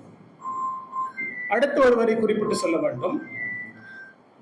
மருதமுனையைச் சேர்ந்த செய்த் ஹசன் மௌலானா, நீங்கள் ஏற்கனவே சொன்னது போல 73 அல்ல 66 இலங்கை தான் முதலாவது இஸ்லாமிய தமிழ் இலக்கிய மாநாட்டை நடத்தியது. அது மருதமுனை கிராமத்திலே நடந்தது. அந்த கிராமத்திலே நடந்த இஸ்லாமிய தமிழ் இலக்கிய சொற்பொழிவை ஒவ்வொருவருடைய ஆய்வு கட்டுரைகளையும் இங்கு ஒரு தனி நூலாக திரட்டி இருக்கிறார்கள். இது எஸ்போவுடைய மித்திர வெளியீடாக 2002ஆம் ஆண்டு வெளிவந்திருக்கிறது. இதுவும் குறிப்பிட்டு சொல்ல வேண்டும். அடுத்தது எங்களுடைய நஹியா அவர்கள் எழுதிய அசீஸும் தமிழும் என்ற இந்த புத்தகம். ஏமி அசீஸ் எப்படி இந்த இஸ்லாமிய இலக்கியத்தோடு தொடர்புபட்டார் என்பதற்கான மிக தெளிவான விளக்கங்கள் இந்த நூலிலே பல இடங்களில் இருக்கின்றன. பேராசிரியர் ஓய்சை விமலானந்த அடிகள், கணபதி பிள்ளை போன்றவர்கள் தூண்டினாலும் அதற்கு அசீஸ் கால்கோளாக இருந்தார் என்பதை மாமு ஓய்சே மிகவும் தெளிவாக பதிவு செய்திருக்கிறார். அது பற்றி இங்கும் சொல்லப்படுது. அவர்கள் அந்த காலத்தில் நிறுவிய முஸ்லிம் கல்வி சகாய நிதி, சிலோன் முஸ்லிம் ஸ்காலர்ஷிப் ஃபண்ட், அதிலே இவருக்கு நிதி உதவி செய்தார்கள் MM ஓய்ஸ் அவர்கள். பிறகு கலாநிதி MAM சுக்ரி அவர்களுக்கும் கூட அவர்கள் நிதி உதவி செய்தார்கள். ஏமி அசீஸ் இஸ்லாமிய தமிழ் இலக்கியத்தை முஸ்லிம்கள் ஆழமாக பயில வேண்டும் என்பதிலே மிகவும் பெரிய விருப்பம் ஒன்று கொண்டிருந்தார். அதற்கு அவர் தூண்டியது ஒரு மிக முக்கியமான ஒரு விஷயம். அது மட்டுமல்ல, இஸ்லாமிய தமிழ் இலக்கியத்தை கிழக்கு ஆப்பிரிக்காவோடு ஸ்வாஹிலி மொழியோடு தொடர்புபடுத்துவதிலே அவருக்கு ஒரு பெரிய அரபு தமிழை ஏமி அசீஸ்க்கு மிகப்பெரிய ஆர்வம் இருந்தது. அதை நான் பின்னர் பேசுகிறேன். இலங்கை முஸ்லிம் சமூகத்துக்குள்ளே வந்த 5 முக்கியமான அரசியல் தலைவர்கள் கவனத்துக்குரியவர். இந்த 5 பேரும் 5 திசைகளில் இருந்து வந்திருக்கிறார்கள். ஒருவர் உங்களுக்கு தெரியும் MC சித்திலப்பை, அதுபோல TB ஜாயா 2 பேருமே கண்டி மாவட்டத்தை சேர்ந்தவர். கொழும்பில் இருந்து சார் ராசிக் ஃபரீத் வருகிறார். மாத்தறையில இருந்து பதியுதீன் மஹமூத் வருகிறார். கிழக்கு மாகாணத்திலே கல்முனை சம்மாந்துறையில் இருந்து MHM அஷ்ரப் வருகிறார். அசீஸ் யாழ்ப்பாணத்திலிருந்து வருகிறார். வடக்கு, கிழக்கு, தெற்கு, மத்திய என்று இந்த 5 பிரதேசங்களிலும் இந்த அரசியல் தலைவர்கள், முக்கியமான அரசியல் தலைவர்கள் வந்தார். இதிலே அசீஸ் மிக முக்கியமாக தமிழோடு மிக ஆழமான நெருக்கமான உறவை கொண்டிருந்தார். அது பற்றிய விடயத்தை நான் பிறகு பேசுகிறேன். ஆனால் தென்னிலங்கையிலிருந்து வந்த பதியுதீன் மஹமூத் சிங்களம் பற்றி பேசினார். பிறகு அரசியல் விவாதமாக கூட வந்தது. இந்த தலைப்போடு அது நேரடியாக தொடர்பட்டாவிட்டாலும் பல விடயங்களோடு அது மறைமுகமாக தொடர்பட்டிருக்கிறது. இலங்கை முஸ்லிம்களுடைய தாய்மொழி எது, அல்லது தமிழகத்திலே வாழுகிற முஸ்லிம்களுடைய தாய்மொழி எது என்கிற போது அது மிக தெளிவாக தமிழ் என்ற ஒரு பதில் எந்த சந்தேகத்துக்கு இடமில்லாமல் நமக்கு இருக்கிறது. ஆனால் இலங்கையில் இந்த தமிழ் எப்படி தாய்மொழியாக வந்தது என்பதற்கான ஆய்வுத்தேடல் தான் என்னுடைய பிரதானமான ஆய்வுத்தேடலுக்குரிய விஷயமாக இருக்கிறது. இதற்காக நான் கேரளாவுக்கு இருந்து போயிருக்கிறேன், தமிழ்நாட்டுடைய பல பிரதேசங்களுக்கு சென்றிருக்கிறேன், இலங்கையிலே பல இடங்களுக்கு சென்றிருக்கிறேன், மலேசியாவிலே கூட பினாங் பிரதேசத்திலே முஸ்லிம்கள் வாழுகின்ற பிரதேசங்களுக்கு கூட நான் போய் பார்த்திருக்கிறேன். இது ஒரு வாழ்நாள் முழுக்க தேடுகின்ற ஒரு விஷயமாக இருக்கும். இஸ்லாமிய தமிழ் இலக்கியம் தொடர்பாக பல விடயங்களை தொட்டி செல்லலாம். குறிப்பாக எங்களுக்கு எல்லோருக்கும் தெரியும், இஸ்லாமிய தமிழ் இலக்கியத்திலே சமய நம்பிக்கை, முஸ்லிம்களுடைய வாழ்வியல் அம்சங்கள், சமயத்தாளுடைய வரலாறு என்று பல விடயங்கள் அதிலே பேசப்படுகிறது. நபிகள் நாயகம் பற்றிய போதனைகள், சமய நூல்கள், பக்தி இலக்கியம் சார்ந்த விஷயங்கள், ஆன்மீக கருத்துக்களை கூறுகின்ற சூஃபி இலக்கியங்கள் என்று பல விடயங்கள் அதற்குள்ளே வருகின்றன. தமிழ் மிக விரிவான ஒரு மொழி. அது எல்லா பண்பாடுகளையும், எல்லா மத கருத்துக்களையும், எல்லா நில பண்பாடுகளையும் உள்ளீர்க்கின்ற ஒரு இன்க்ளூசிவ் மொழியாக, உள்ளீர்க்கின்ற மொழியாக தமிழ் இருந்திருக்கிறது என்பது மிக முக்கியமான விஷயம். ஆரம்பத்திலே அது சங்க காலத்தில் ஒரு இயற்கை நெறி காலமாக அதை பேசினார்கள். சங்கம் அறிவிய காலத்திலே தான் மதம் தொடர்பான விஷயங்கள் வந்தன. சைவம், வைணவம் என்பது தமிழுக்குரிய மிக முக்கியமான விஷயமாக இருந்தது. இயற்கை வழிபாட்டிலிருந்து மத நம்பிக்கைக்குரிய காலமாக அது அடுத்த கட்டத்துக்கு நகர்ந்தது. பிறகு உங்களுக்கு தெரியும், சைவம் வைணவத்துக்கு அடுத்து, மன்னிக்க வேண்டும், சைவம் வைணவத்துக்கு அடுத்து சமணமும் பௌத்தமும் தமிழுக்குள்ளே வருகிறது. பிறகு கிறிஸ்தவமும் இஸ்லாமும் வருகிறது. இது சார்ந்து மட்டுமல்ல, உங்களுக்கு தெரியும் அத்வைதம் அல்லது துவைதம், விசிஷ்டாத்வைதம், இப்படி தமிழுக்குள்ளே நிறைய அகம் சார்ந்த சமய பன்மைத்துவம் பற்றிய விவாதங்கள், அது தொடர்பான இலக்கியங்கள், ஆக்க வழிபாடுகள் எல்லாமே வந்திருக்கின்றன. அந்த தொடரிலே தான் இஸ்லாமிய சிந்தனை மரபும், இஸ்லாமிய இலக்கிய மரபும், இஸ்லாமிய வாழ்வியல் ஒழுங்கும் தமிழ் இலக்கிய பரப்புக்குள்ளே வருகிறது. இது ஒட்டுமொத்த தமிழ் இலக்கிய பரப்பை அகலிக்கின்ற ஒரு முக்கியமான பங்காக இருக்கிறது. தாயுமானவர் சுவாமிகள், அருணகிரிநாதர் பற்றியெல்லாம் நமக்கு தெரியும். அவர்களுடைய கருத்துக்களை, இப்ப தாயுமானவருடைய பாடல்களுக்கு சமாந்தரமாகவே அவருடைய கருத்துக்களை அப்படி அதனை பிரதிபலிக்கிற மாதிரி கூட சில இடங்களிலே எல்லோருக்கும் தெரியும். இவங்களுடைய மிக முக்கியமான பொதுவாக கன்னி வடிவத்திலே பாடல் பாடிய மிக முக்கியமான உதாரணங்களை கூட நாங்கள் இந்த தமிழ் இலக்கிய மரபிலே நாங்கள் பார்க்கின்றோம். இந்த தொடரிலே 12ஆம் நூற்றாண்டிலே பல்சந்த மாலை இப்போது அடையாளம் காணப்பட்ட முதலாவது இஸ்லாமிய தமிழ் இலக்கிய பாடல்களாக இருக்கிறது. அதற்கு பிறகு 17ஆம் நூற்றாண்டு வரை உள்ள காலம், குறிப்பாக சீரா புராணம் வரை உள்ள காலம் மிக முக்கியமான முதலாவது காலகட்டமாக வகுத்து பார்க்கப்படுகிறது. உமரப்புலவர் சீரா புராணத்தை பாடிய அந்த பின்புலம் மிகவும் சுவையானது. அவர் சதகத்துல்லா அப்பாவிடத்தை படித்தது, அவருக்கு புரவலராக இருந்த வரலாறுகள் பற்றியும் நான் இங்கு விரிவாக பேச முடியாது. ஆனால் உமரப்புலவரும் பாரதி புரிந்த அதே எட்டயபுரத்தை சேர்ந்தவர், திருநெல்வேலி மாவட்டத்தை சேர்ந்தவர் என்பது ஒரு சுவாரஸ்யமான ஒரு விடயம். இது அடுத்த கட்ட நகர்வுகள் பிறகு இருக்கின்றன. ஜவ்வாது புலவர் பாடிய முஹிதீன் பிள்ளை தமிழ், ஆற்காடு பாலாஜா முகமது அலிகானுடைய அரசவையிலே அது அரங்கேற்றப்பட்டது. இது பற்றியும் இந்த வரலாற்று நோக்களை நான் விரிவாக பேச முடியாது, நாளை எங்களுடைய இதே தலைப்பிலே பேச இருக்கிறார்கள். பிறகு இந்த தொடர் 18-19ஆம் நூற்றாண்டுடைய இடைக்காலகட்டத்திலே ஏராளமான நூல்கள் வருகின்றன. கிட்டத்தட்ட 1807 1827 உள்ள 20 ஆண்டுக்குள் 9 காவியங்கள் இயற்றப்பட்டிருக்கின்றன. இப்படித்தான் இந்த 2000 நூல்கள் வந்திருக்கிற வரலாற்றை நாங்கள் பார்க்கலாம். பிறகு அது இக்கால இலக்கியம் என்று பேசுகிற 20ஆம் நூற்றாண்டு ஏற்படுத்திய மக்கள் புரட்சி, தேச அரசுகளுடைய வளர்ச்சி, உலகளாவிய ரீதியாக வந்த நிறைய கைத்தொழில் புரட்சிக்கு பிறகு வந்த சமூக போக்கில் ஏற்பட்ட மாற்றங்கள் எல்லாம் காரணமாக இதிலே ஒரு பெரிய மாற்றங்கள் வந்தது நமக்கு தெரியும். அச்சியந்தருடைய வருகை எல்லாம் இதற்கு தாக்கம் செலுத்தியதும் நமக்கு தெரியும். பிறகு செய்யுளில் இருந்து உரைநடை இலக்கியத்தை நோக்கி இது நகர்கிறது. பிறகு உங்களுக்கு தெரியும், இந்த நாயக்கர் காலம் என்பது சிற்றிலக்கிய காலமாக தமிழ் இலக்கிய வரலாற்றிலே பேசப்படுவது. இது தமிழ் இலக்கிய போக்கிலே மிக விரிவான விடயங்களை உருவாக்கியது. அந்த காலகட்டத்தில் இஸ்லாமிய தமிழ் இலக்கியம் மிக பெரும்பாலும் சிற்றிலக்கிய வடிவங்களோடு வந்திருக்கிறது, காவியங்கள் இருந்தது போலவே. அடுத்தது இன்னொரு மிக முக்கியமான விஷயம், இஸ்லாத்துடைய தொடக்கம் அரேபிய தீபகற்பம் என்று நமக்கு தெரியும்.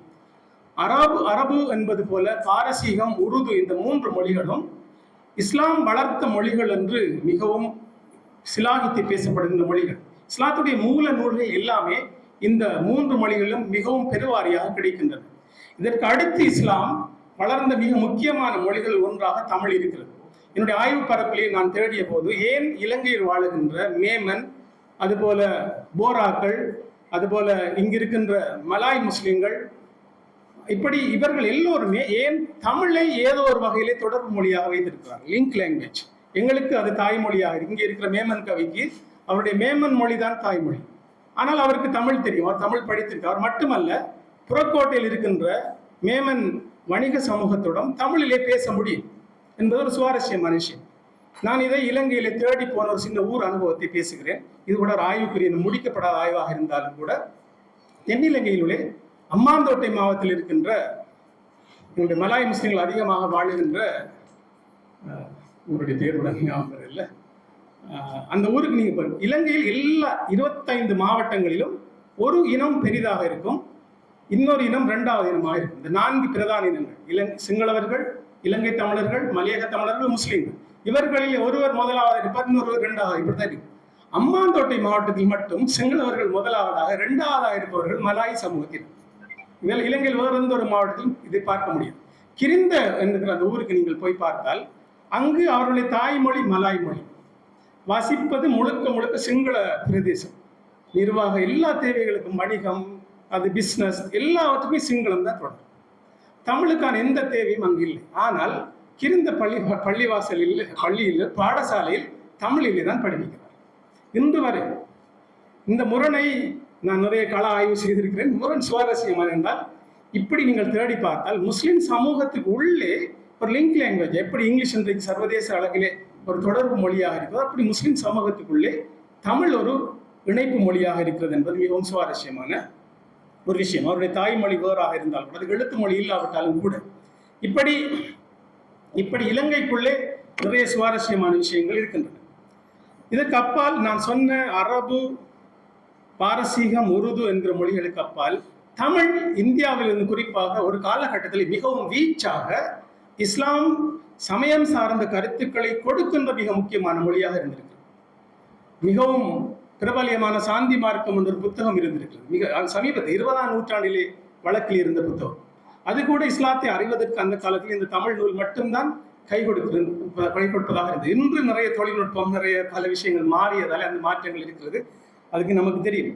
மாப்பிள்ளை லிப்பை ஆலிம் என்பவர் காயல்பட்டத்தை சேர்ந்தவர், கீழக்கரையில் திருமணம் முடித்தவர். இலங்கைக்கு வந்து அவர் நூற்றுக்கணக்கான பள்ளிவாசலை கட்டியொருவர், சமய சீர்திருத்தங்களை உருவாக்கியவர். அவர் உருவாக்கிய பல இஸ்லாமிய தமிழ் இலக்கியங்கள் இலங்கைக்குள் செல்வாக்கா இருந்தது. தலைப்பாத்தியா அவராலே மிகவும் தூண்டப்பட்ட ஒரு விஷயம். இப்படி பல விஷயங்களை சுட்டி காட்டலாம். இந்த தமிழ்நாட்டுக்கும் இலங்கைக்கும் இருந்த அந்த ஆழமான உறவு என்பது தமிழர்களுக்கு மட்டுமல்ல, முஸ்லிம்களுக்கும் மிகவும் தெளிவாக இருந்தது. குறிப்பாக தோப்பில் முகமது மீரானோட அவர் கடைசி காலத்தில் ஒரு நேர்காணலுக்கு நான் சென்ற போது அவரிடம் கேட்ட போது சொன்னார், எங்களோட தேங்காய்பட்டணத்தில், அவர் தேங்காய்பட்டணம் என்பது உங்களுக்கு தெரியும், கன்னியாகுமரிக்கும் திருவனந்தபுரத்துக்கும் இடையில கொஞ்சம் மலையாள வாடையுள்ள பிரதேசம். ஆனால் தேங்காய்பட்டணத்தில் இருந்து கொழும்பு என்பது எங்களுக்கு மிக நெருக்கமானதாக இருந்தது அவர் சொன்னார். அது நீங்கள் தமிழகத்தினுடைய கரையோர கிராமங்கள் எல்லாவற்றுக்கு போனாலும், குமரியிலிருந்து குமரி முனையில இருந்து அதிராம்பட்டினம், நாகூர் வரை, நீங்கள் சென்னை மேலே போனால் கூட இந்த நீண்ட கடல் பரப்பு இலங்கைக்கும் அதுக்கும் இடையில மிக குறுகிய நேரம் கடல் வழியாக போகக்கூடிய தொடர்பு காரணமாக மிகப்பெரிய மொழி பண்பாட்டு பரிமாற்றங்கள் நிகழ்ந்திருக்கிறது. அது இஸ்லாமிய தமிழ் இலக்கிய போக்கிலும் நிகழ்ந்திருக்கிறது. அந்த வகையிலே தான் இஸ்லாமிய தமிழ் இலக்கியத்திலே இந்த மெஞ்ஞான அம்சம் என்பது, தத்துவ கருத்துக்கள் என்பது மிகவும் முக்கியமான ஒரு விடயமாக இருந்திருக்கு. நான் ஏற்கனவே சொன்னது போல அருணகிரிநாதர் இந்த தொடர் தாய்வானர் சுவாமிகளுடைய கருத்துக்களை எப்படி குணங்குடி மஸ்தான் அவர்கள் தன்னுடைய பாடல்களில் அதே மாதிரி விஷயங்களை செஞ்சார். அப்படி பொதுமை பற்றிய விஷயங்கள் இருக்கிறது. அதுபோல தனித்துவமான இஸ்லாமிய போக்குகள் பற்றிய விஷயங்கள் இருக்கிறது.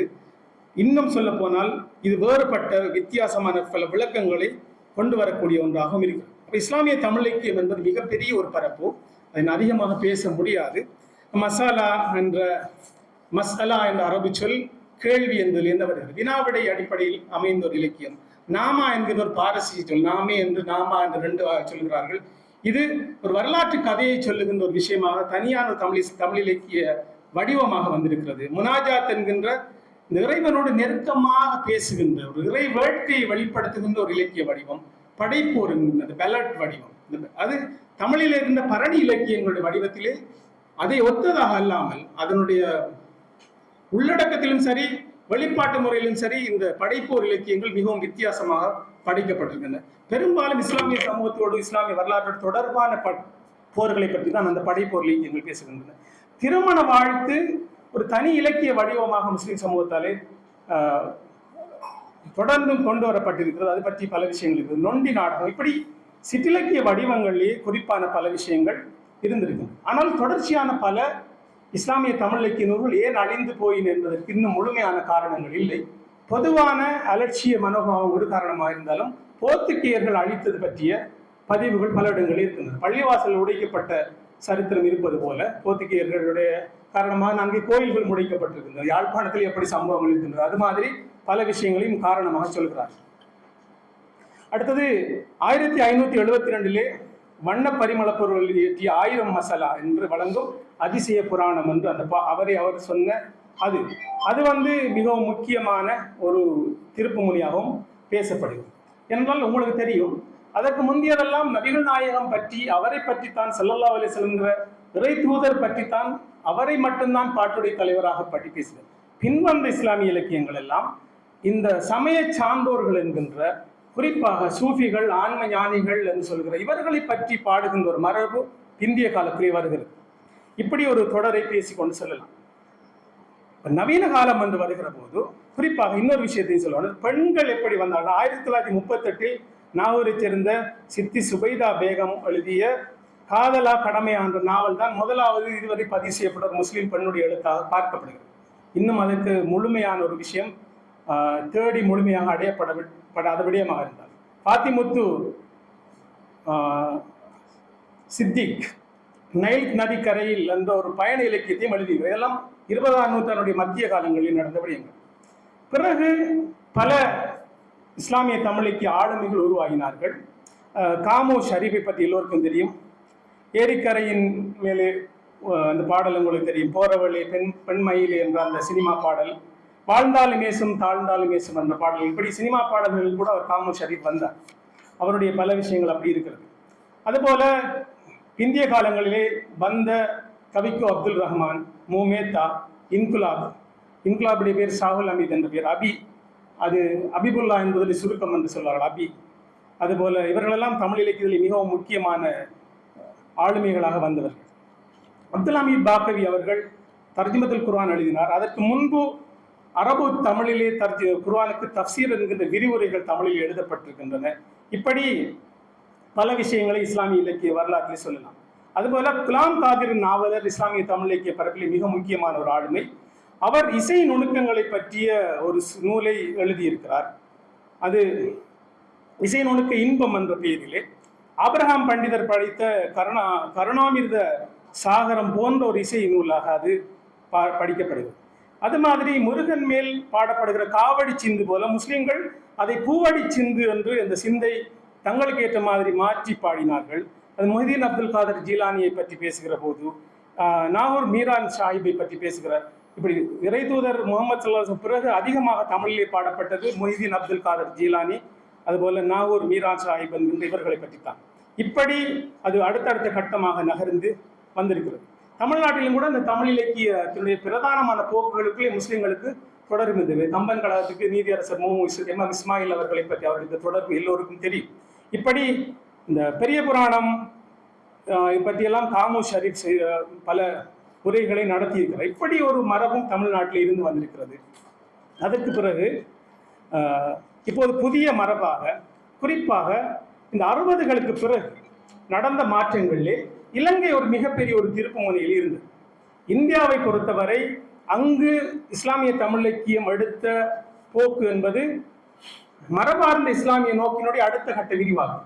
ஆனால் இலங்கையில் ஒரு சுவாரஸ்யம் நடந்தது.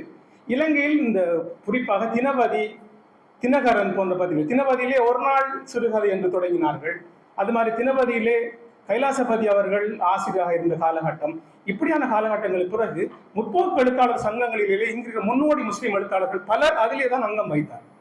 மிகச் சொற்பமானவர்கள் எஸ்போவோடு சேர்ந்த நட்போக்கு இலக்கிய போக்கினுடைய பிரதிநிதிகளாகவும் வந்தார். இந்த மாதிரி போக்குகள் வந்ததன் காரணமாக இலங்கையினுடைய அடுத்த கட்ட நகர்ச்சி வித்தியாசமான ஒரு போக்கிலே நகரத் தொடங்கி தமிழ்நாட்டுடைய பொது இஸ்லாமிய போக்கில் இருந்து வேறுபட்டு இந்த காலகட்டம் இருந்திருப்பது மிகவும் முக்கியமானது. அதுபோல மெஞ்ஞான இலக்கியங்களை பொறுத்தவரை நான் நினைக்கிற நாளை எங்களுடைய மர்சூம் மௌலானா அந்த தலைப்பிலே தனியாக உயர்த்த போகிறார். அது சித்திலப்பையுடைய காலத்தில் இருந்து அதுக்கு முந்தைய காலத்திலே தொடங்கலாம். இலங்கையை பொறுத்தவரை சித்திலப்பையுடைய மிக முக்கியமான நூல்கள் அதில் இருக்கின்றன. அது மாதிரி சித்தர்கள், ஆத்ம ஞானிகள், இறைநேசர்கள் என்றெல்லாம் தமிழிலே அதிகம் பேசப்படுகின்ற இந்த மாதிரியான விஷயங்களை குளங்குடி மஸ்தான் போல தக்கலை பீரப்பா அவர்கள் பாடிய ஞான பாடல்கள் என்று அப்படி ஒரு மெஞ்ஞான மரபு இதற்குள்ளே இருக்கிறது. அதுபோல அரபு தமிழ் என்பது ஒரு தனியான ஒரு விஷயமாக வந்தது. எப்படி ஈரான் இஸ்லாத்துக்கு தழுவிய போது பாரசீகத்தை அரபு எழுத்து முறையில் எழுதுகின்ற ஒரு முறை அவர்கள் எடுத்தார்களோ, அது பிறகு மலாய் மொழியில் அந்த போக்கு வந்தது, துருக்கி மொழியில் அந்த விஷயங்கள் வந்தன, இந்துஸ்தானிலும் கூட அந்த மாதிரியான சில மாற்றங்கள் வந்தன. பிறகு உருது மொழியுடைய உருவாக்கம் என்பது மிக முக்கியமானது. இப்படி அரபு தமிழ் இலக்கியங்கள் ஏராளமான இலக்கியங்கள் உருவாகின. அது எப்படி உருவானது என்பதற்கான வரலாற்று பின்புலத்தை மட்டும் மிகவும் சுருக்கமாக சொல்கிறேன். எல்லோருக்கும் குர்ஆனை ஓத வேண்டும் என்பதற்காக அரபை எழுத வாசிக்க தெரிய வேண்டும் என்பது ஒரு முஸ்லிம் சமூகத்தில் இருந்த ஒரு பொதுவான வழக்கு. குறிப்பாக பெண்கள் கணிசமாக அப்படி அந்த அரபு மட்டும்தான் வாசிக்க தெரிந்ததா இருந்தார். அந்த காலகட்டத்திலே பேச்சு மொழி தான் இருந்தது. பாடசாலைகளுக்கே ஒரு 200-250 வருடங்கள் தான் வரலாறு இருக்கிறது. அதுக்கு முன்பு குருகுல கல்வி முறை தான் இருந்தது, நமக்கு தெரியும். அப்படியான சூழலிலே முஸ்லிம் சமூகத்துடைய சமய நடவடிக்கைகள் மட்டுமல்ல, கடுத்தம் என்று சொல்கின்ற திருமண ஒப்பந்தங்கள், வியாபார ஒப்பந்தங்கள், கொடுக்கல் வாங்கல்கள், எல்லா நிர்வாகத்தைகள் எல்லாமே அரபு தமிழில் தான் எழுதப்பட்டது. சொல் என்பது அரபு வழக்கில் இருந்தாலும் மொழி தமிழாக இருந்தது. இது ஒரு தனி மொழியா இல்லையா அந்த விவாதத்தில் ஏஎம் யாசிர் சொல்வார். இதை கிளை மொழியாக பார்க்க வேண்டும், எப்படி பிரிட்டிஷ் இங்கிலீஷ், அமெரிக்கன் இங்கிலீஷ் என்று பார்க்கிற மாதிரி என்று சொல்வார். அது ஒரு விவாதத்துக்குரிய விஷயமாக இருந்தாலும் கூட, அது ஒரு கிளை மொழியா இல்லை இன்னொன்றாண்டு பார்ப்பதற்கான விஷயங்களாக இருந்தாலும் கூட அரபு தமிழ் மிக முக்கியமான ஒன்றாக இருந்தது. 1871 ஃபத்தூர் ரஹ்மான் என்ற பெயரில் ஒரு தப்சீல் குர்ஆன் ஒன்று அரபு தமிழிலேயே வெளிவந்தது என்பது மிகவும் முக்கியமான ஒரு விஷயம். அதுபோல இந்த 19ஆம் நூற்றாண்டுடைய கடைசி காலம், 20ஆம் நூற்றாண்டுடைய ஆரம்ப காலங்களிலே அதிகமாக இதழியல் வளர்ச்சி உருவானது. இந்த இதழியல் வளர்ச்சியிலே சித்திலப்படி முஸ்லீம் நேசன் ஒரு தலையாய ஒரு பத்திரிகையாக இருந்து நமக்கு தெரியும். முஸ்லீம்களுக்கு மத்தியில் அது பல விடயங்களை பேசி. அதில் சுவாரஸ்யம் என்னவென்றால், தமிழ்நாட்டிலும் இலங்கையிலும் குறிப்பாக கொழும்பிலும் மலேசியாவிலும் அந்த காலங்களில் இஸ்லாமிய பத்திரிகைகள் வந்தன. ஆக கூடுதலான பத்திரிகைகள் இலங்கையிலிருந்து தான் வந்தன என்பது ஒரு சுவாரஸ்யமான விஷயம். அதிலும் கூட சித்திலப்பையுடைய முஸ்லீம் நேசனுக்கு மலேசியாவிலும் தமிழ்நாட்டிலும் ஆசிரியர்கள் அந்த காலத்தில் இருந்தார்கள். அந்த அளவுக்கு அது ஒரு எல்லை கடந்த ஒன்றாக இருந்தது. இது எல்லாமே பிரிட்டிஷ் காலனிக்குள்ளே இருந்தது. ஒரு வகையில் வாய்ப்பான விஷயமா இருந்தது. ஓரளவுக்கு ரங்கூருக்கு கூட இந்த தொடர்புகள் இருந்தது என்பதை கூட பேச முடியும். அது மாதிரி கீழக்கரையிலே மாப்பிள்ளை ஆலிம் நிறுவிய பரக்கத்தியா அந்த கல்லச்சு அச்சகம்தான் தென்னகத்திலே நிறுவப்பட்ட இஸ்லாமிய நூல்கள், குறிப்பாக அரபு தமிழ் நூல்களை அச்சிடுவதற்கு நிறுவப்பட்ட முதலாவது ஒரு அச்சியந்திர சாலையாகவும் இருக்கிறது. இப்படி பல விஷயங்கள் அதுக்குள்ள இருக்கின்றன. நான் இன்னொரு விடயத்துக்கு செல்லலாம் என்று நினைக்கிறேன். குறிப்பாக இன்னொரு காலகட்டத்தில் வந்து இன்சான் என்கின்ற பத்திரிகை, அபு தாலிப் அப்துல் லத்தீப் ஒரு இடதுசாரி, குறிப்பாக மாஸ்கோ கம்யூனிஸ்ட் கட்சியினுடைய பிரிவில் இருந்தவர். இவருடைய இன்சான் என்கிற பத்திரிகை அந்த காலத்துடைய முக்கியமான பல எழுத்தாளர்கள் ஒன்று சேர்ந்து, முஸ்லீம் எழுத்தாளர்கள் ஒன்று சேர்கின்ற ஒரு களமாக இருந்தது. எம்எச்எம் ஷம்ஸாக இருக்கலாம், திக்வல்லி கமாலாக இருக்கலாம், இன்னும் மொயின் ஷமீமாக இருக்கலாம், இப்படி பலர். ஆனால் அதிலே ஒரு சுவாரஸ்யம் என்னென்றால் இந்த பலாய் என்கிற சொல் இது முஸ்லீம் சமூகத்துக்குள்ளே சர்வசாதாரணமாக இது பொது தமிழ் பத்திரிகைகள் வராத ஒரு கட்டத்திலே இந்த இன்சானில் இப்படியான முஸ்லீம் பேச்சு வழக்குகள் பற்றிய பல விஷயங்கள் வந்தது. முஸ்லீம் பேச்சு வழக்கு என்று வருகிற போது எங்களுடைய பேராசிரியர் நூமான்சருடைய ஆசிரியர் மொழியல் சுசீந்திர ராஜா அவர்களோடு நான் பேசிய போது ஒரு கட்டத்தில் சொன்ன இந்த மலைய நாட்டிலே இந்த நீமர் என்ற சொல்லை பயன்படுத்துவார்கள். நீர் என்று நீர் நீங்கள் என்ற முன்னிலை சுட்டுகள் தான் தமிழிலே பொதுவாக இலக்கண நூல்களில் அதிகம் பேசப்படுகிறது. அதில் நீ என்றால் கொஞ்சம் மரியாதை குறைந்த சொல், சம அந்தஸ்துடைய சொல். நீங்கள் என்றால் மரியாதை கூடிய சொல் என்று நமக்கு தெரியும். நீர் என்றால் அது கொஞ்சம் சம மரியாதை உள்ள சொல் என்று தமிழ் மொழியில் படிப்பார்கள். ஆனால் இந்த நீமர் என்ற சொல் எப்படி முஸ்லிம்கள் மத்தியிலே வழக்கிலே வந்தது? இது ஒரு பழந்தமிழ் இலக்கியது, செந்தமிழ் சொல். இதெப்படி மத்திய மாகாணத்திலே பயிலப்படும். இப்படி மொழியியல் ஆய்வு என்று வருகிற போது முஸ்லிம் தொடர்பான பல விஷயங்களை அப்படி தேடி பார்க்க வேண்டிய ஒன்றாகவும் அது இருக்கிறது. இது மாதிரி இந்த இடைக்காலத்தில் வந்த இந்த விஷயங்கள் 80களுக்கு பிறகு நடந்த பெரிய மாற்றங்கள் பல இருக்கிறது. 80கள் குறிப்பாக தமிழ் தேசியத்தினுடைய எழுச்சி வந்த காலகட்டத்திலே தமிழ் தேசிய எழுச்சியினுடைய கவிதைகள் மரணத்துள் வாழ்வோமே ஒரு குறியீடாக செல்வார்கள். அது எப்படி ஒரு புதிய பாய்ச்சலை ஏற்படுத்தியதோ 90கள் குறிப்பாக முஸ்லிம் இளைஞர்கள் கணிசமாக புதிய கவிதை போக்குகள் வந்ததை தமிழ் இலக்கியம் பதிவு செய்தது. யாழ்ப்பாணத்தில் இருந்த இலக்கிய மரபு வன்னியிலும் கிழக்கிலும் விரிந்ததாக அதை பார்க்கலாம். இந்த காலகட்டத்திலே பேராசிரியர் சிவத்தம்பியை குறிப்பிட்டு சொல்வது மிகவும் பொருத்தம் என்று நினைக்கிறேன். ஏனென்றால் இலங்கையில் வந்த ஆய்வாளர்களுக்குள்ளே சிவத்தம்பி மிக முக்கியமானவராக ஏன் மாறுகிறார் என்றால், சிவத்தம்பி ஜாகிரா கல்லூரியிலே கொழும்பு ஜாகிராவில் படித்தவராக இருந்ததன் காரணமாக ஏமி அசீஸுடைய ஒரு நிழலிலே வளர்ந்தவராக அவர் இருந்தார். அவருக்கு இயல்பாகவே இந்த பன்மைத்துவம் தொடர்பான பார்வை இருந்தது. இஸ்லாமிய தமிழ் இலக்கியமாக இருக்கலாம், கிறிஸ்தவ இலக்கியமாக இருக்கலாம், இலங்கையினுடைய பல பிரதேச பண்பாடுகளை பற்றிய விஷயமா இருக்கலாம், மலையக இலக்கியமாக இருக்கலாம். இதை பற்றியெல்லாம் ஒரு பார்வையோடு எழுதியவராக அவர் இருக்கிறார். கைலாசபதி மிகவும் இளம் வயதிலே அவர் இறந்து விட்டதன் காரணமாக அவர் இந்த பரப்புகளை தொடுவதற்கான வாய்ப்புகள் குறைவாக இருந்தன.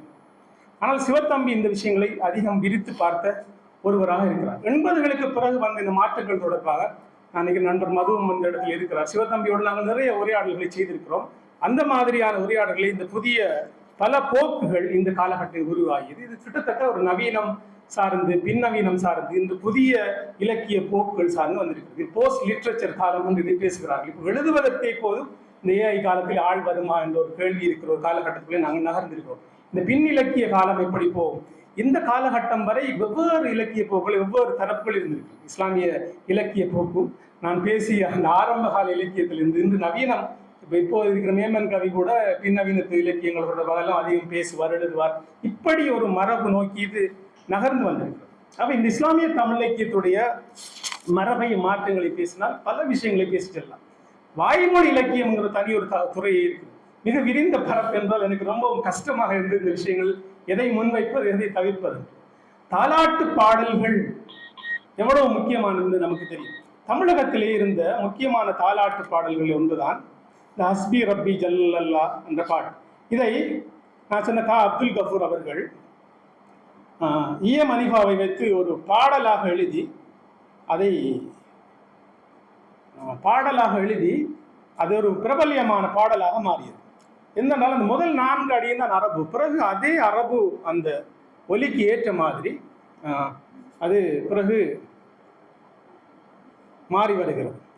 இந்த பாட்டை நான் சும்மா 2 வரியை மட்டும் போட்டு காட்டுகிறேன். நேரம் எவ்வளவு?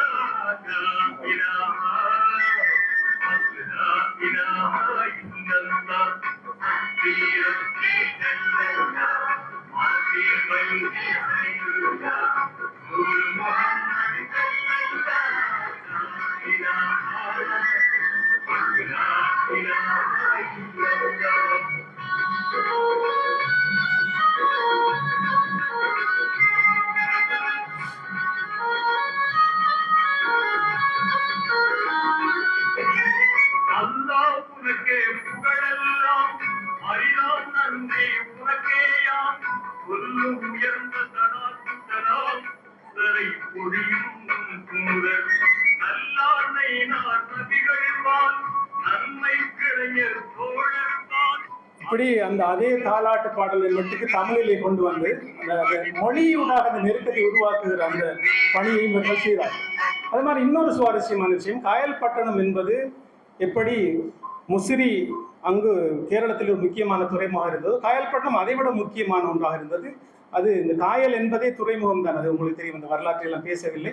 இந்த விடயத்திலே காயல்பட்டணத்தில் இருந்து வந்து இங்கிருந்து தமிழ் அரபு தமிழிலே இருந்துதான் அரபு மலையாளத்துடைய மூலங்கள் வந்தது பற்றி இப்போது நிறைய விடயங்கள் வெளிவர தொடங்கி இருக்கின்றன. என்னுடைய ஆய்விலும் கூட நான் பல விஷயங்கள் அதிலே தேடி வந்திருக்கிறேன். இப்போ நான் உதாரணத்துக்கு சொல்றேன், மாப்பிளா பாட்டு மரபு வந்து மலையாள முஸ்லிம்கள் மத்தியிலே மிகவும் பிரபல்யமாக இருக்கிறது. அந்த மாப்பிளா முஸ்லிம்களுடைய அந்த பாட்டு மரபிலே மிகவும் பிரபல்யமான ஒரு பாட்டு இந்த ஹஜ்ஜின் ராவில் அந்த ஒரு பாட்டு. அந்த அஜிந்த ராவில் பாட்டை பற்றி நான் சும்மா ஒரு உங்களுக்கு அந்த மலையாள பாட்டு எப்படி இருப்பது, சமீர் பின்சியுடைய அந்த பாடலில் 2 வரிகளை போட்டு காட்டுகிறேன். இது இந்த அரபு மலையாளத்தை உருவாக்கத்துக்கு எப்படி தமிழிலிருந்து மலையாளம் போனதோ அதே மாதிரி அரபு தமிழிலிருந்து அரபு மலையாளம் போன மிகவும் சுவாரஸ்யமான ஒரு புது வரலாறு கூட இருக்கிறது. மகாகவி மொயின்குட்டி வைத்தியர் ஸ்மாரகம் என்று கொண்டோட்டியிலே வடகேரளத்திலே அவருடைய இங்கே எப்படி உமரப்புலவரை நாங்கள் கொண்டாடுகிறோமோ அவரை அப்படி மொயின்குட்டி வைத்தியரை பற்றி நினைவு அரங்கை கூட நிறுவி இருக்கிறார். அது இப்படியான மாப்பிளா கலை அகாடமி இப்படி பல விஷயங்களை அது வளர்ந்திருக்கிறது. இந்த பாட்டை சரியாக எடுக்கும் சுமார் அந்த மொழியும் விளங்கும் என்றதுக்காக மட்டும் இதை போட்டு காட்டுகிறேன்.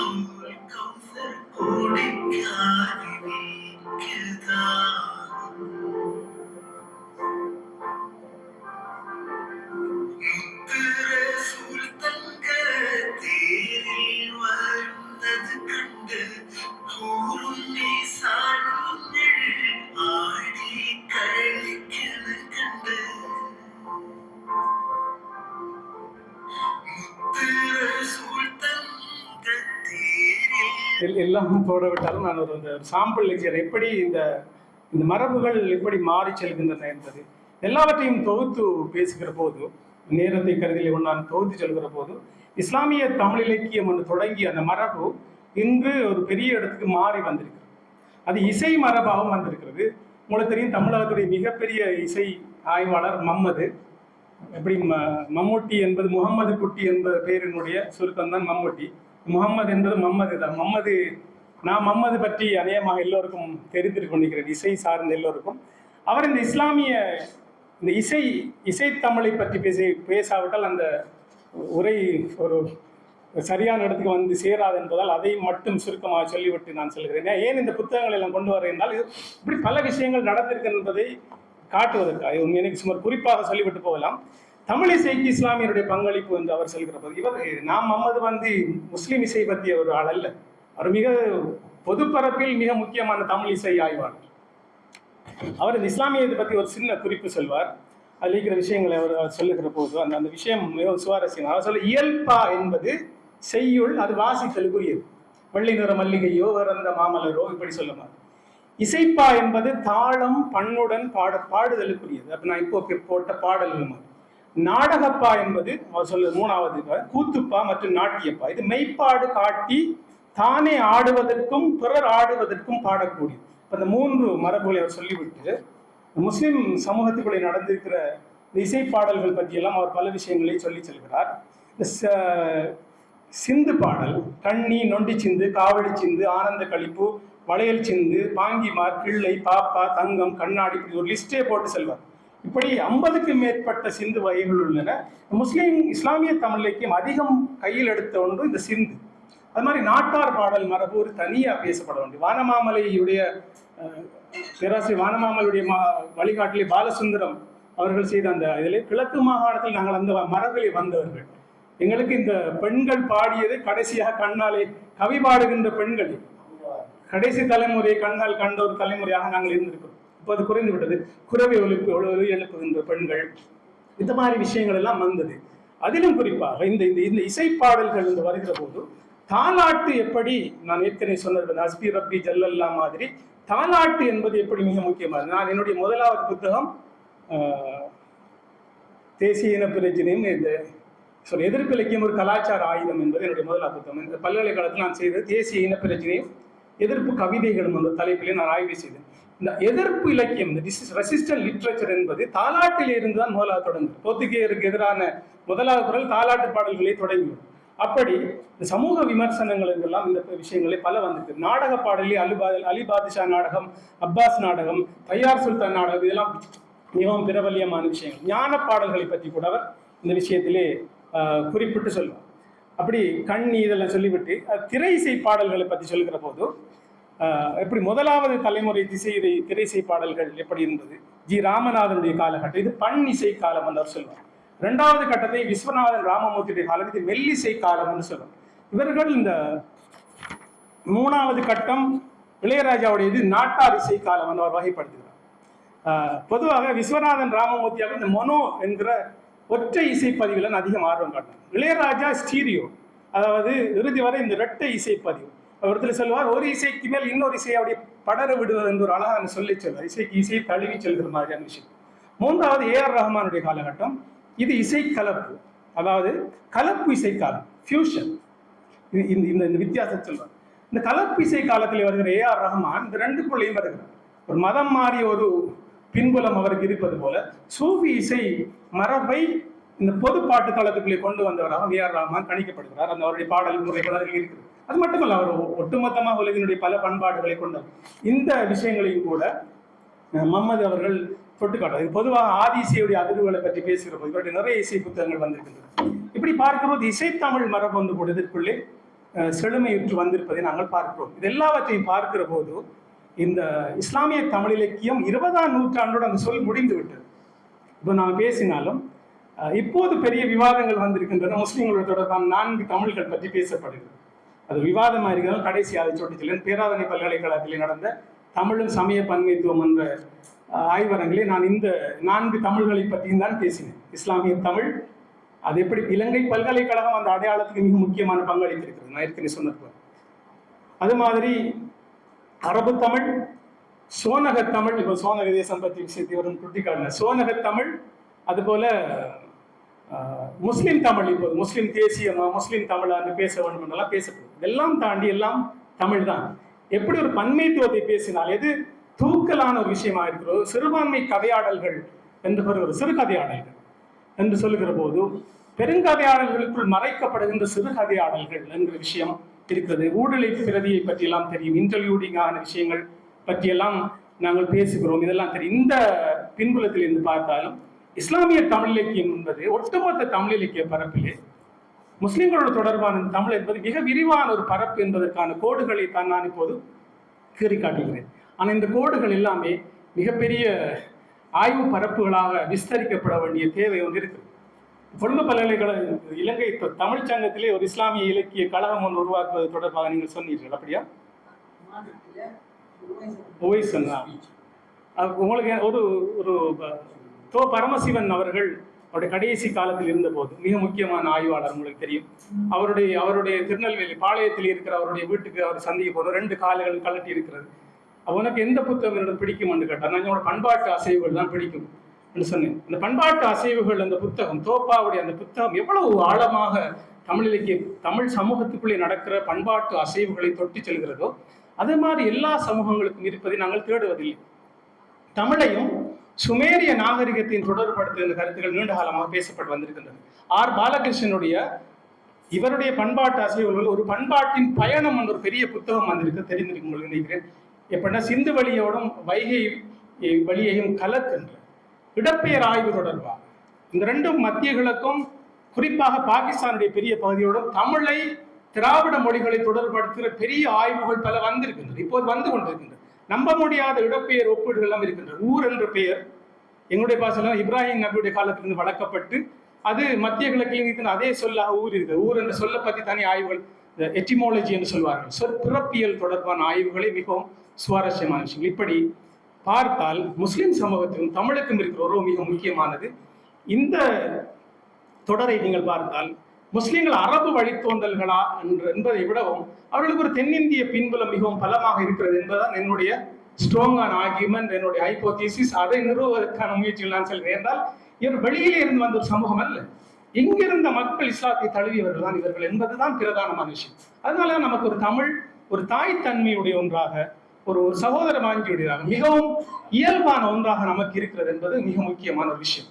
அதை நாங்கள் மறுதளித்து பேச முடியாது. எப்படி சிங்கள மக்கள் ஒடிசா தொடர்புகளை பற்றி பேசினாலும் இப்போது வந்திருக்கிற நிறமூர்த்தம் ஜெனட்டிக் ஆய்வுகள் தென் இந்தியாவோடு தான் தொடர்பு அதிகம் என்பதை நிறுவிக் கொண்டு வருது. அப்படி முஸ்லிம்களுடைய கணிப்போடு முதல் சாம்பிளை கூட தென்னிந்திய தொடர்புகளை பற்றி சொல்லியிருக்குது. இப்படி இன்று நிறைய புதிய ஆய்வு முறைகள் வந்துவிட்டது. இதெல்லாம் பார்க்கிற போது நாம் எங்கிருந்து வந்தோம் என்பதை விட இந்த முஸ்லிம், தமிழ், சிங்கள எல்லா மக்களும் இந்த பிராந்தியத்துக்குள்ளே இருந்தவர்கள் தான் நாம் என்பதை ஒருமித்து நாம் சிந்திக்கிற போது நமக்கு இடையிலே இருக்கிற இந்த பண்பாட்டு அல்லது சமயம் சார்ந்த வேறுபாடுகளை தாண்டி நம்மால் வர முடியும்.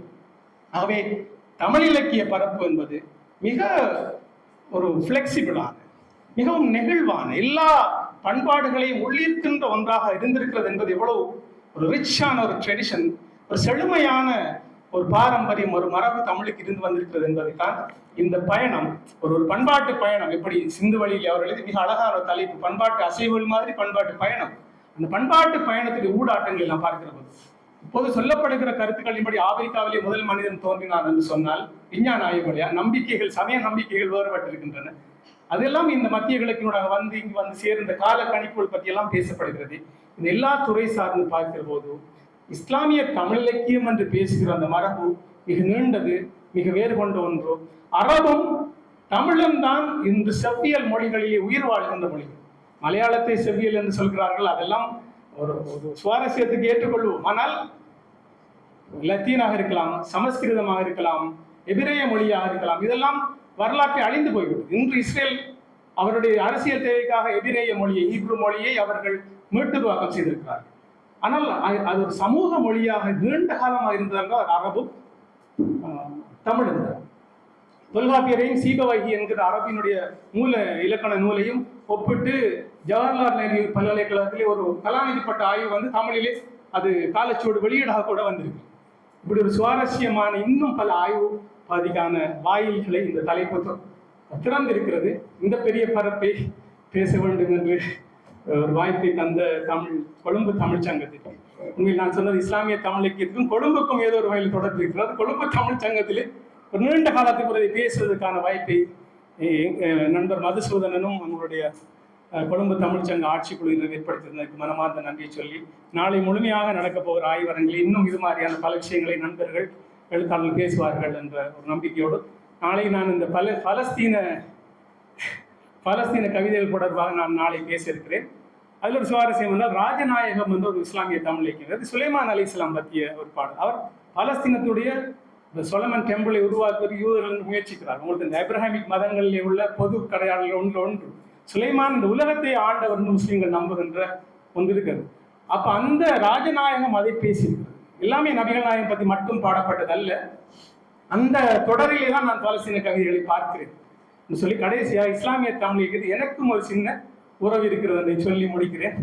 என்னுடைய தந்தை ஒரு ஆலிம், ஒரு மார்க்கறிஞர், அவருடைய தந்தை ஒரு ஆலிம், அவருடைய தந்தையரும் ஒரு ஆலிம். என்னுடைய கூட்டன் அபூபக்கர் லப்பை ஆலிம், அவர் ஒரு புலவர், ஒரு குரானை மனன் செய்த ஆபீஸ், ஒரு ஆலிம்.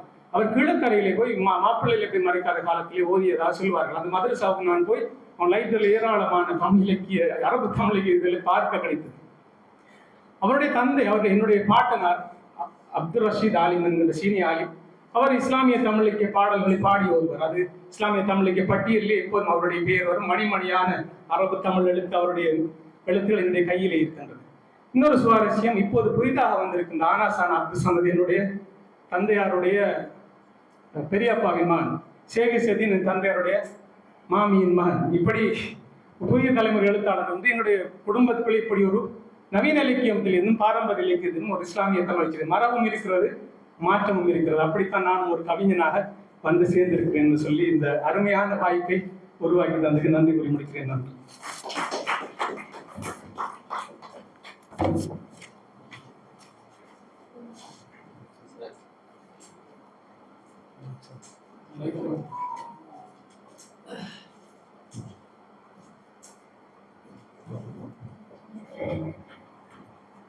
இஸ்லாமிய தமிழ் இலக்கியம் மரபும் மாற்றமும் என்கின்ற பொருண்மையிலே ஒரு நல்லதொரு உரையை தன்னுடைய வகைப்பாகமும் அதிலே இணைந்திருக்கின்றது என்பதை காட்டி இந்த மரபு எவ்வாறு இன்றைக்கு மாற்றமடைந்து இந்த 20ஆம் நூற்றாண்டு 21ஆம் நூற்றாண்டு வரைக்கும் வந்திருக்கின்றது என்பதை நமக்கு விரிவாக எடுத்துச் சொல்லியிருந்த சிராஜ் மஷூர் அவர்களுக்கு கொழும்பு தமிழ்ச்சங்கத்தின் சார்பிலே பாராட்டுதல்களையும் நன்றியையும் தெரிவித்துக் கொள்கிறேன். இப்பொழுது கலந்துரையாடலுக்கான நேரம். அவையோடு தங்கள் கருத்துக்களை முன்வைக்குமாறு அன்பாக கேட்டுக்கொள்கிறேன்.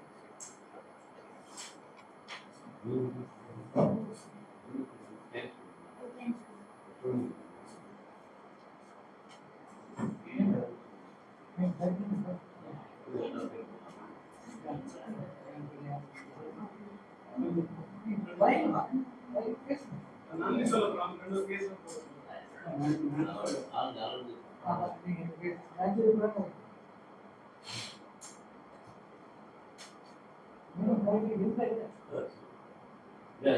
இஸ்லாமிய தமிழ் இலக்கிய வரலாறு நீங்கள் ஒரு ஆர்வத்தோடு எடுத்துக்கொண்டிருக்கீங்க. போர்ச்சுகீஸ்கார தாலாட்டு பாடல்கள் ஒரு முக்கியமான எதிர்பாரான ஒரு இலக்கியமான 19ஆம் நூற்றாண்டு அந்த காலகட்டத்தில் இஸ்லாமிய இலக்கியங்கள் இந்த தாரிய எதிர்ப்பு ஏதாவது சுமையாக இடம் பெற்றிருக்கலாம். அதாவது போர்ச்சுகீஸ்காரர்கள் தாலாட்டு பாடல்கள் அந்த தங்கி தொடர்ந்து வேறு இலக்கியங்கள் வந்ததா? நல்ல ஒரு கேள்வி. உண்மையில என்னென்றால் கிடைச்சிருக்கிற இஸ்லாமிய தமிழர்களை வச்சு இதுல ஆய்வு செய்யறதுல நிறைய தகவல் போதாமே. ஆனாலும் கேரளாவில் வடகேரளத்துல வந்து ஆலிம்கள் சூஃபிகள் எல்லாம் இந்த கால எதிர்ப்பு போராட்டத்தில் மிகப்பெரிய வீழ்ச்சி முன்னோடிகளை நான் இந்த இதை பற்றி கூட ஒரு நூல் எழுதியிருக்கிறேன். கலிகாம்பு கூட மார்ஷல் போர்க்கலையாக உருவாகி எதிரிகள் வருகிற போது அவர் ஆடல் கலையாக மாற்றிக்கிறார். அப்படி ஒரு மரபு இருந்தது. அது வந்து இலங்கையில வந்து சீதாபாக்கர் ஆட்சியை பேச்சு நேரம் மாயாதுன்னியோட முஸ்லீம்கள் பச்சை மறைக்கார், குஞ்சாலி மறைக்காரெல்லாம் இங்க அலட்சி போன ஒரு மரபுல ஒரு காலனி எதிர்ப்பு மரபணி இலங்கை இருக்கு. ஆங்கிலேயருடைய காலத்தில் வருகிற போது அது முழு காலனி எதிர்ப்பை விட காலனியத்தோடு ஒரு சமரச இணக்க மனநிலை தான் சித்திலபியாக்கள்.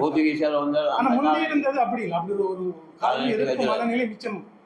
அது லோனா தேவராஜ் எழுதிய அந்த புத்தகத்துல ரொம்ப முக்கியமா எப்படி காலனித்துவால் எதிர்ப்பு இருந்தாலும் காலனித்துவாதிகளை வச்சு காரியம் சாதித்த முஸ்லிம் அரசு விஷயங்களை பத்தி ஒரு பதிவுகள் நிறைய எழுதியிருக்கிறார். ஆனால் காலனி எதிர்ப்பு என்பது ஒரு போராட்ட வடிவத்தில் இருந்து இருப்பதனால அது இலக்கிய வடிவத்தில் அறவே இல்லாமல் இருந்து இயலாது என்பது தெளிவா தெரியும். ஆனா தமிழகத்தில் அப்படியான போர்த்துகீய காலனி இலக்கியம் எனக்கிட்டையும் கேரளாவில் அப்படி கேட்டாங்க.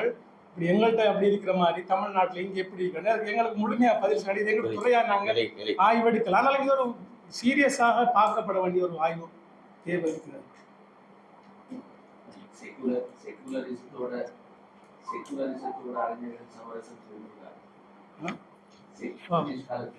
செக்குலரிசத்தோட ஒரு சமரசம் செய்ததும் ஒரு காரணம் இருக்கு. இன்னும் அந்த செக்குலரிசம் சார்ந்த சமரசம் இன்றைக்கும் பேசு பொருளா இல்லாம இருக்கிறது. இன்றைய நவீன முஸ்லிம் அறிஞர்கள், கல்வியலாளர்கள் எல்லாரும் ஈவன் சித்திலபே கூட சித்திலபே செக்குலரிசத்தோட உண்மையிலே சமரசம் செய்த ஒரு ஆள் அல்ல. ஆனா இன்னைக்கு நாங்க நவீன அறிஞர்கள் நவீன கல்வியின் தந்தை என்று சித்திலபே அடையாளப்படுத்துறதுக்குள்ள ஒரு பெரிய ஒரு மயக்கமும் அதை தெளிவுபடுத்த வேண்டிய கடப்பாடும் இருக்கிறதாக ஒரு பார்வை இருக்கு. அதில் நீங்கள் கேட்குற கேள்வியோட ரிலேட்டட் இருக்கு. நிச்சயமா அது அந்த அந்த கல்வியை அவங்க ஃபாலோ பண்ண வேண்டிய ஆமாம் ஆமாம். அது சமரசம்னு சொல்லல. சமரசம்னு சொல்லல. என்னோட விஷயம் இல்லை, ஆங்கிலத்தோட ஒரு பிரச்சனை என்னன்னா ஆங்கில கல்வி மூலமே போட்டோன்னு அவனுக்கு தெரியாத ஒரு விஷயம் என்னன்னா அவனுக்கு எதிராகவே அது முடிந்தது. மற்ற அதுக்கு சுவாரஸ்யம் என்னென்னால் ஒல்கோட் மேடம் பலர்சி ஆக்கள் வந்து சிங்கள தியோசபிக்கல் சொசைட்டி உருவாக்கி அனகாரிக தர்மாக்காரிக்கு முன்னோடியாக வந்த மாதிரி இங்கே சித்திலபேக்கு வந்து ஒராபி பாஷா தான் அந்த முன்னோடி லீடர்ஷிப் வார். ஒராபி பாஷா யார் என்றால் நேரடியாக காலனித்துவ எதிர்ப்பு போராடி, அதனால தான் நான் பிரிட்டிஷ்ல இருந்து ஈஜிப்ட்ல இருந்து நாடு கடத்தப்பட்டேன். இலங்கையில் அவங்களுக்கு ஒரு தலைவராக அனுப்பிச்சு ஒரு பெரிய வரவேற்பு. ஒராபி பாஷா வந்து பாருங்க, இலங்கை முஸ்லீம்கள் கல்வியை மொத்தமாக புறக்கணிச்சு போட்டு காலனித்துவோட இப்படி இருந்தால் அந்த சமூகம் எழும்பாது என்று எழுச்சி பெறா இருந்ததுக்காக தான் அவர் தான் இது ஒரு ஸ்ட்ராட்டஜியாக பேசி இது ஒரு இணக்கமான கல்வி சூழல் உருவாக்குறாரு. அது வந்து சமரசமா எந்த பார்வையில சமரசம் இல்லை, எனக்கு சமரசம் அதுதான். அது ஒரு அதாவது ஒரு யாரும் அப்படி இன்டர்பிரேட் பண்ணி இவர் சொன்ன மாதிரி பெருசா எங்கேயும் அது பெரிய விவாதமாவோ எழுத்தாவோ வரல. அது பிரச்சனை. எந்த ஆங்கிலத்தை திணிச்சானோ அந்த ஆங்கிலம் மூலம் தான் இந்த அவன் காலனித்துவ நாடுகள்ல நடத்தினான் அவனுக்கு எதிர்ப்பு இயக்கம் உண்டாகுது. உலகத்தில் இருந்த எதிர்ப்பு இயக்கத்தை பற்றி அறிவு அவனுக்கு இதாக கிடைச்சிச்சு.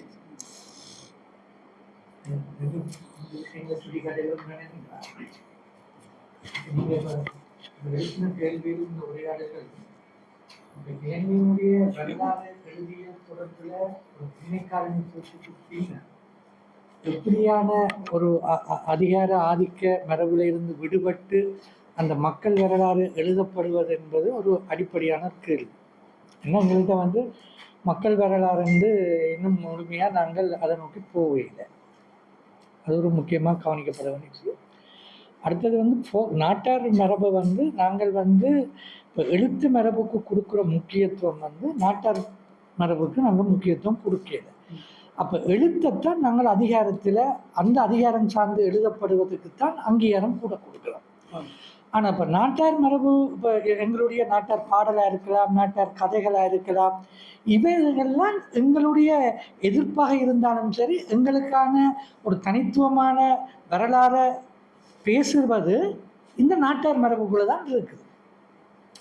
அப்போ அது வந்து நாங்களால் இன்னும் முழுமையாக தொகுக்கப்படாத ஒரு விஷயமா இருக்குது. இப்போ கிழக்கை பொறுத்தவரையில் வந்து எங்களுக்கு இப்போ காதல் கவிதைகள் பற்றி அல்லது இதுகளை பற்றி நாங்கள் பேசியிருந்தாலும் எங்களோட கவனம் முழுக்களும் அல்லது எங்களுக்கு எடுக்கக்கூடியது வந்து காதல் பாடல்களை வச்சு தான் பார்த்தோம்.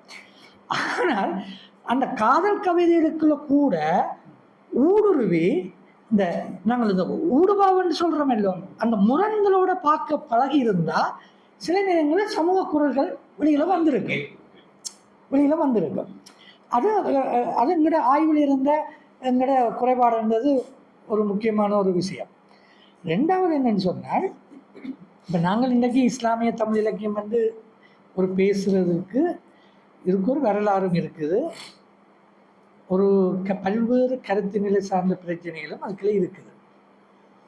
ஒரு 10 வருஷங்களுக்கு முன்பே இப்போ தமிழ் இலக்கிய வரலாறு பற்றி ஒரு பேசுபொருள் ஒன்று வந்தது உலகத்தமிழாட்சி நிறுவனத்தில். இப்போ நாங்கள் இதுவரைக்கும் தமிழ் இலக்கிய வரலாறாக பேசுகிற எழுதியிருக்கிற இந்த மரபு சரிதானா?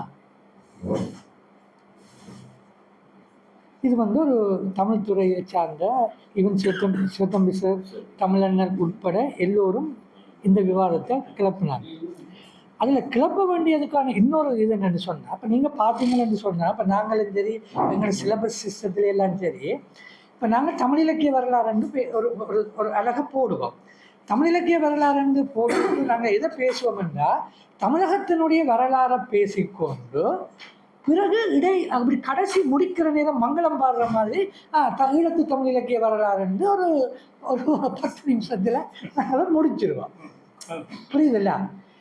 இது வந்து ஒரு அடிப்படையான ஒரு எங்களோட அந்த புரிதலில் எங்களோட அறிதல் மரபில் இருக்கக்கூடிய ஒரு சிக்கல் பாட எழுப்ப வேண்டிய ஒரு தேவை வந்தது. அப்போ நாங்கள் பொதுவாக தமிழ் இலக்கிய வரலாறு பேசுவோம். இருக்கும். ஏன்னா எங்களுக்கு கிடைக்கிறது தமிழகத்தினுடைய வரலாற்று பின்னணியில் இருக்கக்கூடியது வரும். ஆனால் இப்போ எங்களுக்கென்று ஒரு இலங்கை ஒரு எழுத்து இலக்கிய வரலாறு ஒன்று வருது தானே, அதை நாங்கள் கூட ஆழமாக இப்போ இது 50% இது சில நேரங்களில் 40% 60% ஈழத்து இலக்கிய வரலாறுக்கு நாங்கள் முக்கியத்துவம் கொடுத்தாத்தான் அங்கே இருக்கிற பிரச்சனை பாடுகள் எங்களுக்கு விளங்கும். எங்களுக்கு ஈழத்து பிரச்சனை பாடுகள் விளங்கினாத்தான் எங்களுடைய போதாமைகளும் வறட்சியும் வறுமையும் தெரியக்கதான் கூர்மப்படுத்தல் வரும். அதில் ஆகப்பெரிய மது என்னென்றால் சைமன் காசிச்செட்டி தமிழ் புளுட்டாக்கில் ஒரு முஸ்லீம் புலவர் இல்லை. இது ஏன் இல்லைன்ற கேள்வி எழுப்பப்படுது நீங்கள் சொல்ல மாதிரி. ஏன்னா அந்த காலத்திலே இருந்தும் அந்த மாதிரி கவனியங்கள் நிறைய இருக்கு. அப்போ அதோண்டு மற்றது என்னன்னு சொன்னால் இப்போ மலேசியாவோ சிங்கப்பூரோ இதுகளுக்கே ஒரு தமிழ் இலக்கிய வரலாறு இருக்கத்தான் போதும். சரியா? இப்போ நாங்கள் ஒரு ஒட்டுமொத்தமான தமிழ் இலக்கிய வரலாறு பிறகு அது ஈழம் மலேசியா சிங்கப்பூர் என்று கிளவுறதனுடைய தன்மையில் தான் அது தனித்தன்மை வித்தியாசங்களை புரிந்து கொள்ளக்கூடிய வாய்ப்பு இருக்கும். அடுத்தது இப்போ இந்த சிற்றிலப்ப தொடர்பில் இருக்கக்கூடிய இதனால எங்களுக்கு இப்போ இந்த இந்த மதவியல் தொடர்பில் ஆன்மீகம் தொடர்பில் சமயம் இந்த தத்துவம் தொடர்பில் இருக்கக்கூடிய வித்தியாசங்கள் தெரிகிறது இல்லை. இப்போ நாங்கள் தத்துவம் பேசுவதாக நினைத்து கொண்டு மதவியலை பேசுவோம். சரியா? மதவியலை பேசுவதாக நினைத்து கொண்டு நாங்கள் என்ன மெய்யியலை பேசுவோம். சில நேரங்கள் அந்த வித்தியாசம் தெரியாததால இப்போ ஆன்மீக அரசியல் ஒன்று இருக்குது. இப்போ ஆன்மீக அரசியல் ஒன்று இருந்தால் அதை நாங்கள் உணர்ந்து கொண்டால்தான் இப்போ இதை நாங்கள் இப்போ மதச்சார்பில்லையான்னு பார்க்கறத இல்லை, மதச்சார்போடைய கூட நாங்கள் அங்கீகரிக்க புரிந்து கொள்ளக்கூடிய ஒரு பக்குவத்திற்கு வந்தால்தான் இந்த முஸ்லீம் இலக்கியம் பற்றியோ அல்லது நீங்கள் இஸ்லாம் இலக்கியம் பற்றியோ ஒரு விரிந்த கண்ணோட்டத்துக்கு நாங்கள் போகிறதுக்கு எங்கள்கிட்ட இருக்கக்கூடிய அந்த ஐடியாலஜிக்கலான மெய்யியல் பார்வை விசாலமடையும். அப்படி விசாலமடைந்த இப்போ நீங்கள் மரபு இலக்கியம் பார்க்குறது உண்டு, நவீன இலக்கியம் பார்க்குறது இன்னொன்று. இப்போ நாங்கள் 20ஆம் நூற்றாண்டில் இப்போ சிராஜ் சொன்ன மாதிரி இப்போ அச்சு சாதனங்களுடைய வருகையும் எங்களுடைய பாடப்பிறப்பு நியமப்படுத்தப்பட்ட பாடசாலை மரபு வந்தோன்னு நாங்கள் படிக்கிற மரபுக்கேற்ற புத்தகங்கள் உருவாகிறதோடைய எங்களுடைய ஆத்மம் கணக்க இல்லாமல் பண்ணப்படுது. அப்போ ஒரு மேற்கத்திய தத்துவ மரபுக்குட்பட்டு தான் நாங்கள் பாடசாலை கல்வி முறையும் கட்டமைக்கிறோம். அப்படி கட்டமைக்க எங்களுடைய கீழத்தைய பண்பாடு அல்லது எங்களுடைய உள்ளூர் மரபுகள் இல்லாமல் பண்ணப்படுது. இந்தியாவில் தாகூர் வினோபா இப்படி மாற்று கல்வி முறை ஒன்று கூட இங்கே வரையில. அப்போ இங்கே நாங்கள் அந்த இப்போ இந்த நான் ஒரே அடியாக இல்லைன்னு நான் போக விரும்புகிறேன். ஆனால் சின்ன சின்ன புள்ளியலாவது இருந்திருக்க வேணும். அப்போ அந்த புள்ளியலை நாங்கள் எப்படி நினைக்க போகிறோம்? இதில் தான் தங்கி இருக்குது இல்லையா? அப்போ நாங்கள் மற்றது இப்போ நீங்கள் இப்போ தேசிய இலக்கியம் ஒரு 60களில் பெரிய பிரச்சனை இலங்கையில் வந்தது. இப்போ வரலாறு எழுதிக்க என்ன நடந்ததுன்னு சொன்னால் அநாகரிக தர்மபாலாவை சிங்களாக்கள் தூக்கிக்க அப்போ முற்போக்கெழுத்தாளர் சங்கத்துக்கு ஒரு நிர்பந்தம் வந்தது. மேமன் கவனித்துக்கணும். முற்போக்கெழுத்தாளர் சங்கத்துக்கு வந்தது என்னன்னு சொன்னால் இப்போ சிங்களத்துக்கு அநாகரிக தர்மபாலா சொல்கிறாங்க, அப்போ தமிழுக்கு யாராப்பா சொல்கிறது என்ற பிரச்சனை வரைங்க டக்குன்னு இருந்தால் போல டக்குன்னு ஆறுமணாவலரை வச்சாச்சு. அப்போ ஆறுமணாவலரை வச்சோடனே இந்தியாவில் யாரை முஸ்லீமுக்கு யாரை வைக்கிறன்றவனு சித்திலப்பியை கொண்டு வச்சாச்சு. இப்போ வச்சதை நியாயப்படுத்த வேணும் என்றோம். அந்த நியாயப்படுத்தலுக்கான ஆழமான பார்வை 2 தரப்புட்டையும் பெற மாட்டேங்குது. தமிழ் தரப்புலையும் இல்லை, முஸ்லீம் தரப்புலையும் இல்லை. இது இங்கேயும் முற்றம் போன வரைக்கும் எங்கே வருதுன்ற அடுத்த பிரச்சனை தேசிய இலக்கியம் பிரச்சனை வந்தது. அது இப்போ எங்களோட யார் அந்த இதில் இளங்கீரன் போன்றவர்கள் அந்த விவாதத்தில் கலந்து கொண்டதான் நீங்கள் பார்க்கலாம். அப்போ அந்த தேசிய இலக்கியம் பற்றிய வரையறுக்க அன்றைக்கு இருந்த நடப்பு நிலவரங்களில் இருந்து அந்த நிலைமைக்கேற்ற ஒரு தேசிய இலக்கியத்தை கட்டமைச்சார்களே ஒழிய ஒரு தேசிய இலக்கியம் என்றது ஒரு சயின்டிஃபிக்கல் ஒரு அறிவுபூர்வமாக புரிந்து கொள்ளக்கூடிய அளவுக்கான பாய்ச்சல் அங்கே வரையலை.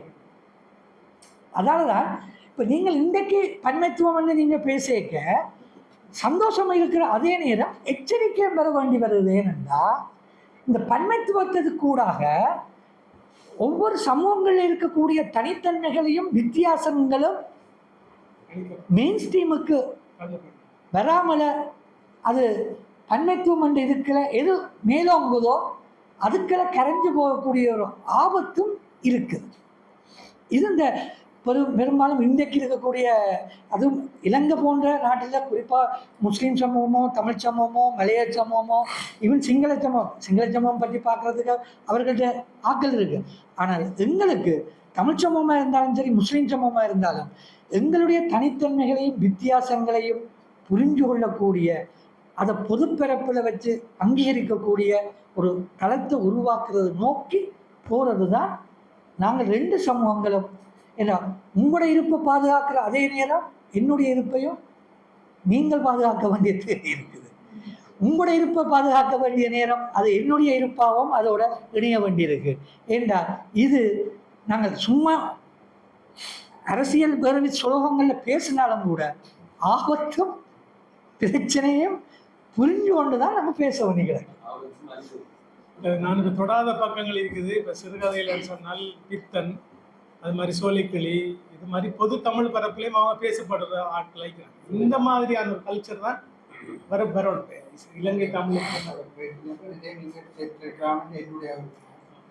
உங்களுடைய அறிவியல் இஸ்லாமிய அறிவியல் சுற்றுக்கு மத்திய காலத்தில் இருந்து உலகளாவிய ரீதியில் வந்த உங்களுடைய மொழிபெயர்ப்புகள் இலங்கையில் நியமன நூல் வந்திருக்கு அறிவியல் பக்கம் நான் ஃபிக்ஷன். ஆமாம், எனக்கு இன்னொரு ½ அன் ஹவருக்குள்ள ஒரு டைட்டில் ஒரு பகுதியாக அதை அந்த பகுதியும் வந்திருக்காங்க. சோவிஸ் இந்த ஒரு சூவிஸ் தத்துவம் இருக்கட்டும், அது அந்த தனியாக பேசுகிறேன். நாளைக்கு தனி தலைப்பு ஒரே இதில் கொண்டு வரையில தான் எல்லாத்தையும். ஏன்னா இப்போ நான் ஒரு மரபும் எப்படி அது மாறி போன போக்குகளை தான் தொட்டு காட்டுறேன். தமிழ் இலக்கியத்துக்குள்ள அறிவியல் மரபு எப்படி மாறினது கட்டாயம் வர வேண்டும். இன்டலெக்சுவல்ல அது பேசப்பட வேண்டிய முடியாது. அதை நான் விட்ட புரியன்னு நான் சொல்லுவேன். அந்த பக்கத்தில் சேர்த்து கொள்ளலாம். இன்றைய தலைப்பு வந்து பெரிய பரந்த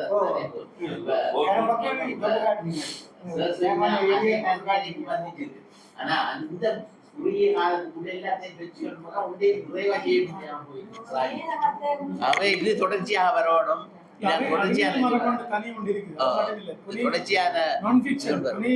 சாராத பக்கங்களும் தனி ஒரு பரப்பு பெரிய ஒரு ஏரியா. அது மட்டும் இல்லை.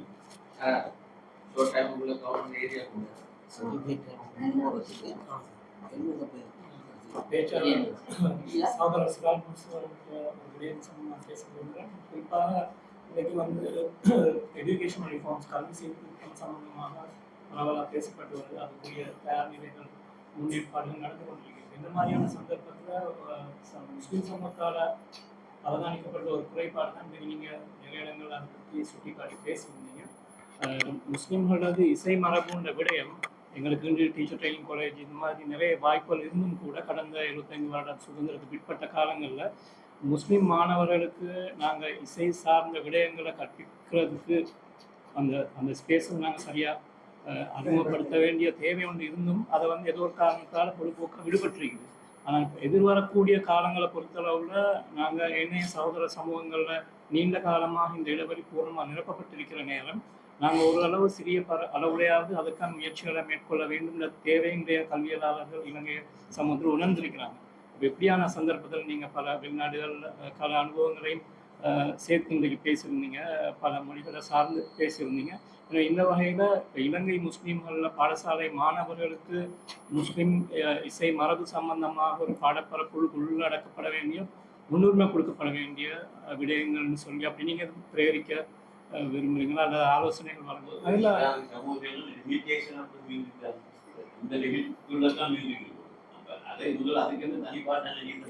அது தொடர்பாக நீங்கள் சொல்ல தொடர்பாக நான் உண்மையில் ஒரு முயற்சி ஒன்று செஞ்சு அந்த சிலபஸ் உருவாக்குறாங்க தொடர்புல அதாவது இசை மரபு ஒரு மிகவும் செழிப்பாக இருந்தீங்கன்னு சொல்லி ஒரு மியூசிக்கான ஒரு பாடத்தை உருவாக்குறதுக்கான ஒரு கட்டத்துக்கு மிச்சம் பாசிட்டிவாக வந்திருக்கு.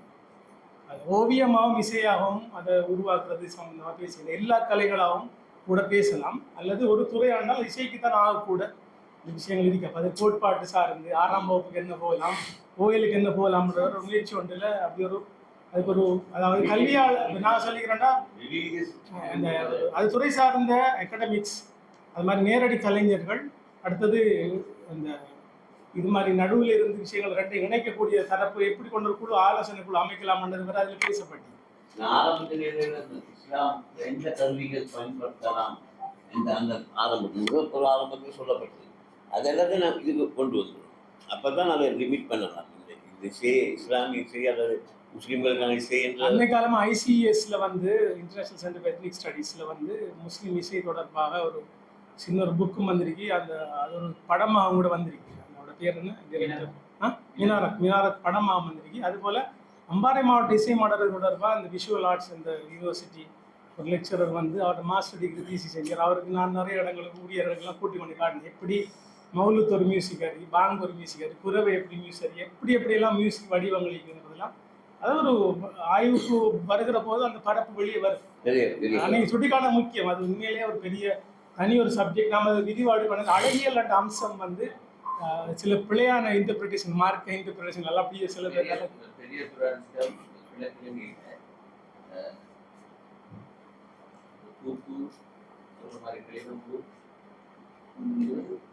கலிகம்பு இவர் தான் அந்த புத்தகம் எழுதுறதுக்கு காரணம். முஸ்லீம் சமய பண்பாடு திணைக்களத்து பணிப்பாளர் இருந்த நேரம் இவர் தான் அதுக்கு தூண்டினார். அந்த பின்னாடி என்பது யுத்த காலத்துல நடந்த ஒரு மிகப்பெரிய துரதிஷ்டம் கிழக்கிழங்கைக்கு என்னன்னு சொன்னா, தென்னிலங்கையில அவங்க ஒரு பெரிய தமிழ் பண்டிதர்கள் இல்லாத சூழலையும் இஸ்லாமிய கலைகளை இன்னும் பாதுகாக்கிறாங்க.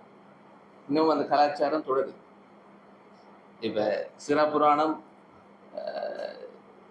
கல்முனையில அது ஒரு கிழமக்கணக்கில் நடக்கிற ஒரு விழாவாக தொடர்ந்து இந்த ஒரு 72ஆம் ஆண்டு கடைசி திருக்கல்யாணம் நடந்ததுக்கு பிறகு திருக்கல்யாணத்துக்கு இல்லை. அது என்னன்னா அந்த நீங்க சொல்ற மாதிரி முக்கியமான பாயிண்ட் சுராஜ் சொன்னிச்சு என்னன்னா, தென்னிலங்கை மரபில் இருந்த ஷேகுமார் முரிதுமார் அந்த உறவு கொழும்புல தென்னிலங்கையில புராணப்பட்டு வந்தது யுத்த காலத்துல. ஆனா யுத்த காலத்துல கிழக்கிலங்கையில அது பேணப்படாம போச்சு. பேணப்படாம போனதுனால இந்த ஏதோ ஒரு வகையில அடிப்படைவாத தாக்கம் இந்த நீங்க சொல்றது இந்த இருக்கிற நம்ம இசை சார்ந்து இருக்கிற மிகப்பெரிய தலையீடு இவங்களை ஹேண்டில் பண்றது. சுராஜ் முக்கியமான பாயிண்ட் சொன்னார் என்னன்னா, சூஃபிகள் டான்ஸ் செய்து கொண்டு சூஃபி மரபை போன்ற அந்த பயிற்சிகளை படிக்கிற கல்ச்சருங்கிறது அது ஒரு யுத்தவியலோட சம்மந்தப்படும். அது ஒரு ஏகாதிபத்தியத்துக்கு எதிராக அந்த மரபை ஆக்டிவா வச்சுக்கிறது சரியான டைம்ல ரெசிஸ்டன்ஸா மாறும். இட்ஸ் நாட் மார்ஷல் ஆர்ட் இருந்தது. இது 80களுக்கு பிறகு நீண்ட காலமாக கிழக்கில அந்த அந்த கலாச்சாரத்தை மறுதளிக்கிறது. நம்ம ஏமன் கவி சொல்ற மாதிரி இந்த மட்டுப்பாடுகளை திணிக்கிறது. இதை ஓப்பனாக பேசாமல் இருக்கிறதுனால உங்களுக்கு ஒரு பாரிய பிரிவுக்குது. இப்போ நாங்கள் அதை எல்லாருமே என்ன செய்யறோம்டா, கேலரியில் இன்றைக்கு நான் இதை போய் ஒரு கம்ஃபர்டபுளாக ஒரு பெரிய ஒரு கேலரி பேசலாம் உங்களுக்கு மாதிரி பிரச்சனை. அதை எப்படி கலையிறங்கிறதுல தான் இந்த இலக்கியத்தினுடைய இந்த நாட்டாரியலுடைய இந்த இந்த நம்மளோட நேட்டிவ் லிட்ரேச்சருடைய எக்ஸிஸ்டன்ஸ் ஆகிருக்கு. எல்லாத்தையும் தமிழ் மாற்றிடு குருதாண்ட ஒரு பாடல் இருந்து அதெல்லாம் நோட் பண்ணி எல்லாத்தையும் பேசலாது. அதுவும் ஒரு என்னோட மௌலாய அந்த பாட்டுக்கு இறைவா என் நேசர் படை பெல்லோர்க்கும் மேல் அவர் மேல், இதே மாதிரி இந்த அதே மட்டுல பாட்டி இப்படியெல்லாம் ஒரு பெரிய மரபு இருந்து போயிட்டு இதெல்லாம். நான் இன்றைக்கு ஒரு பாட்டு படிச்சு காட்டி சபையில எவ்வளவு கஷ்டமா இருக்கு. ஓகே, முடிக்கலாம்.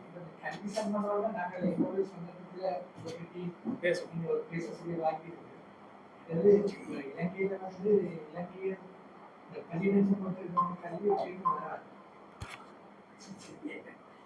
மற்றது வந்து நாங்க கல்வியை தீர்மானிக்கிறது. அதுக்குள்ள எப்படி உள்ளூர் மேல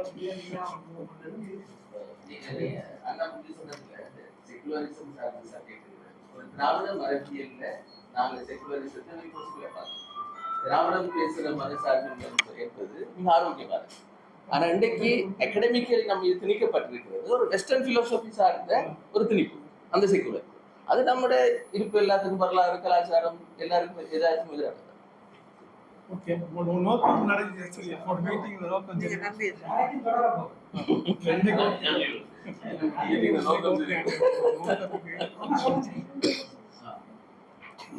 இல்ல முன்னுக்கு வந்து சொல்றேன்னா சொல்லுங்க நீங்க வாங்க. சரி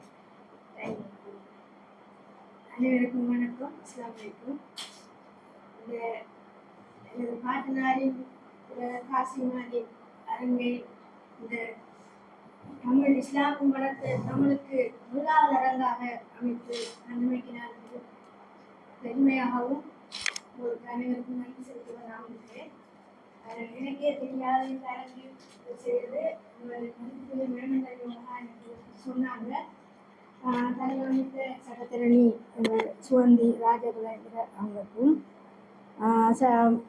தொடக்கோரை இருந்த அஸ்ரப் மூத்த நிர்வாக அதிகாரி அவர்களுக்கும் உரை வழங்கிய சிராஜ் மஸ்பூர் அவர்களுக்கும் இங்கு வந்தபோது தான் தெரியும் மதுசூதன் ஐயா அவங்கள எனக்கு தெரியும். எங்கள் எதுவும் ஒரு மரியாதைக்காக அவங்க நிறைய எங்களோட புலவர் அவர்களை தெரிஞ்சு வச்சிருக்குன்னு சொன்னாங்க. அவங்களுக்கு இந்த மனமார்ந்த நன்றிகள். ஆனால் அவங்களோட தகவலை எல்லாத்தையும் நான் எடுப்பேன். கொஞ்சம் எனக்கு தந்து எனது அடுத்த 2வது பாகம் ஒன்று செய்வதற்கு எனக்கு அது உறுதுணையாக இருக்கும். நான் இந்த எங்கள் புலவர் ஹாசிம் ஆரிம் அவங்களை நான் பேத்தி தாய்வழி வந்தவள் மாற அப்படி தகப்பன். இவங்களை சொல்லப்போனால் அன்றைக்கு இந்த நாள் 24 மணிக்கு அவங்க கிடந்துடும். அப்படி ஒரு ஒரு வகையான ஒரு கிட்டத்தட்ட ஒரு ஞானின்னு நான் சொல்லுவேன். இவங்க காயல்பட்டினம் இவங்களோட பூர்வீகம். அங்கேயே அவங்களோட ஞானம் எழுதியிருக்கிறேன் சுருக்கமாக இல்லை நிறைய 2 வருஷம் ஒரு ஆய்வின் தொகுப்பாக இதை நான் எழுதியிருக்கிறேன். நிறைய இருந்தது. எங்களோட அன்சாரி நூலகம்னு சொல்லி எங்களோட மூத்த மாமனார் பேரில் நூலகம் உண்டு. எங்களோட வீட்டுக்குள்ளே தனி நபராக அது செய்த ஒரு 2000 புக் இருக்கும். நான் சிறியவளாக ஓரளவு விளங்கக்கூடியவளாக இருந்து நான் இதெல்லாம் வாசிச்சிருக்கேன். அந்த வாசிப்பு தான் என்னை 3 புத்தகங்கள் எழுத வைத்தது. அவங்க அந்த ஏடுகள் அந்த சுவர் ஏடுகள் சொல்லுவோமே அந்த ஓலைச்சுவடிகள் எல்லாம் நான் கண்ணால் அறிஞ்ச பார்த்தது. சிவராபுராணம் சிவசிந்தாமம் நிறைய வச்சுருந்தாங்க. தொல்காப்பியம் என்று எல்லாம் இருந்தது. அது இந்த தோன்றதுக்கு பின்னங்களை அந்த இடப்பெயர்வுல எல்லாம் அழிஞ்சு போச்சு. திருப்பி அதை நாங்கள் வடமாகாணத்தில் மன்னாரில் குடதிசை முழக்கம் என்று சொல்லி புலவர்கள் வரலாறு ஆராயும் போது ஒரு 10 வருஷத்துக்கு முதல் புலவர்களோட ஆய்வு செய்யும் போது என்னட்ட கேட்டாங்க, இது இப்படி ஒரு ஏதாவது தகவல் இவங்களை பற்றி இருக்குதான்னு. அப்போ இருந்த ஜியா இருந்த சிவஸ்கந்த ராஜான்னு சொல்லி எங்கள் ஊரை சேர்ந்தவர் இல்லை. அதுக்கு பிறகுதான் எனக்கு ஒரு இதை பற்றி ஒரு ஆய்வு நானே எழுதக்கூடாது என்ற ஒரு தேடினேன். கிடைத்தது ஓரளவு. எனக்கு எங்கள் வேமன் கவியர்கள் பக்கத்துணையாக இருந்தார்கள். எனக்கு என்ற அறிவுரை சொல்லக்கூடிய அத்தனையும் அவங்களுக்கு எங்களோட குடும்ப உறவுன்னு சொல்லலாம் ஒரு வகையில். தொகுத்தேன். ரொம்ப கஷ்டப்பட்டு சேர்த்தேன். அவங்க சொன்ன மாதிரி பொத்துவிலிருந்து திருகோணமலை வடபுலம் முழுக்க அவங்களுக்கு அதிகமாக அவங்க தமிழ் இனம் சார்ந்த சைவ சமயம் சார்ந்த ஒரு சார்பாகத்தான் அவங்க இருந்தாங்க. திருக்கேஸ்வரர் கோயிலுக்கும் போயிருக்கிறாங்க, மாதா கோயிலுக்கும் அவங்க மொழியாட்டு போயிருந்தாங்க. பாட்டு படிக்கிறதுன்னு இருந்தது அந்த நாளையில். பாட்டுக்கள் பாடங்கள் அதில் நான் நல்ல ஒரு ஆளுமை மிக்கவங்களாக இருந்தாங்க. அதையெல்லாம் வச்சு நான் இதை எழுதினேன். நீங்கள் கொஞ்சம் பாருங்கள் எல்லாரும். இது ஒரு ஆய்வுக்குட்பட வேண்டும் என்ற ஒரு என்னோட இது இன்னும் வர வேண்டும், இன்னும் நான் தேட வேண்டும். தேடி நான் தொகுப்பேன். அதில் கள்ளத்தோணிக்கு தீர்ப்பு என்ற ஒன்று. அதாவது தேங்காய் பட்டின அந்த ஸ்கூல் அந்த அது இந்த அவங்க கள்ளத்தோணிகள் பண்ணுவாங்க, அவங்களுக்கு வழக்கு போடுவாங்க. அந்த வழக்குக்காக வாதாடிங்க. கடத்தலும் கள்ளத்தோணிக்கும் இந்த கரையோர பிரதேசத்தில் அர்த்தமே வேறு. நம்மளோட இந்த லீகல் இன்டர்பிரிட்டேஷன் 53ஆம் ஆண்டு உங்க முயற்சியை பாராட்டுறேன். 3வது தலைமுறை கணக்கெடுக்க அமைகிறது. 4வது தலைமுறை இந்த பிள்ளைகளும் எழுதுறாங்க. அது ஒரு தனி பருப்பு தான் போடுவோம். ஓகே நன்றி. நான் இந்த புக்கை அங்கே கொடுக்கணும். நீங்கள் அதை முடிய நான் கொடுப்போம். முடியும் தரவா தரவா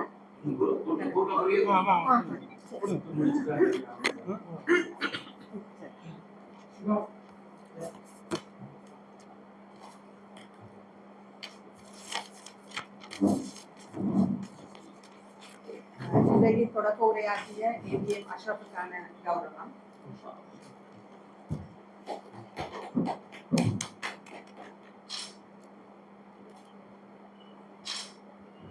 சிறப்புரையாற்றிய ஷிராஜ் மஷூர்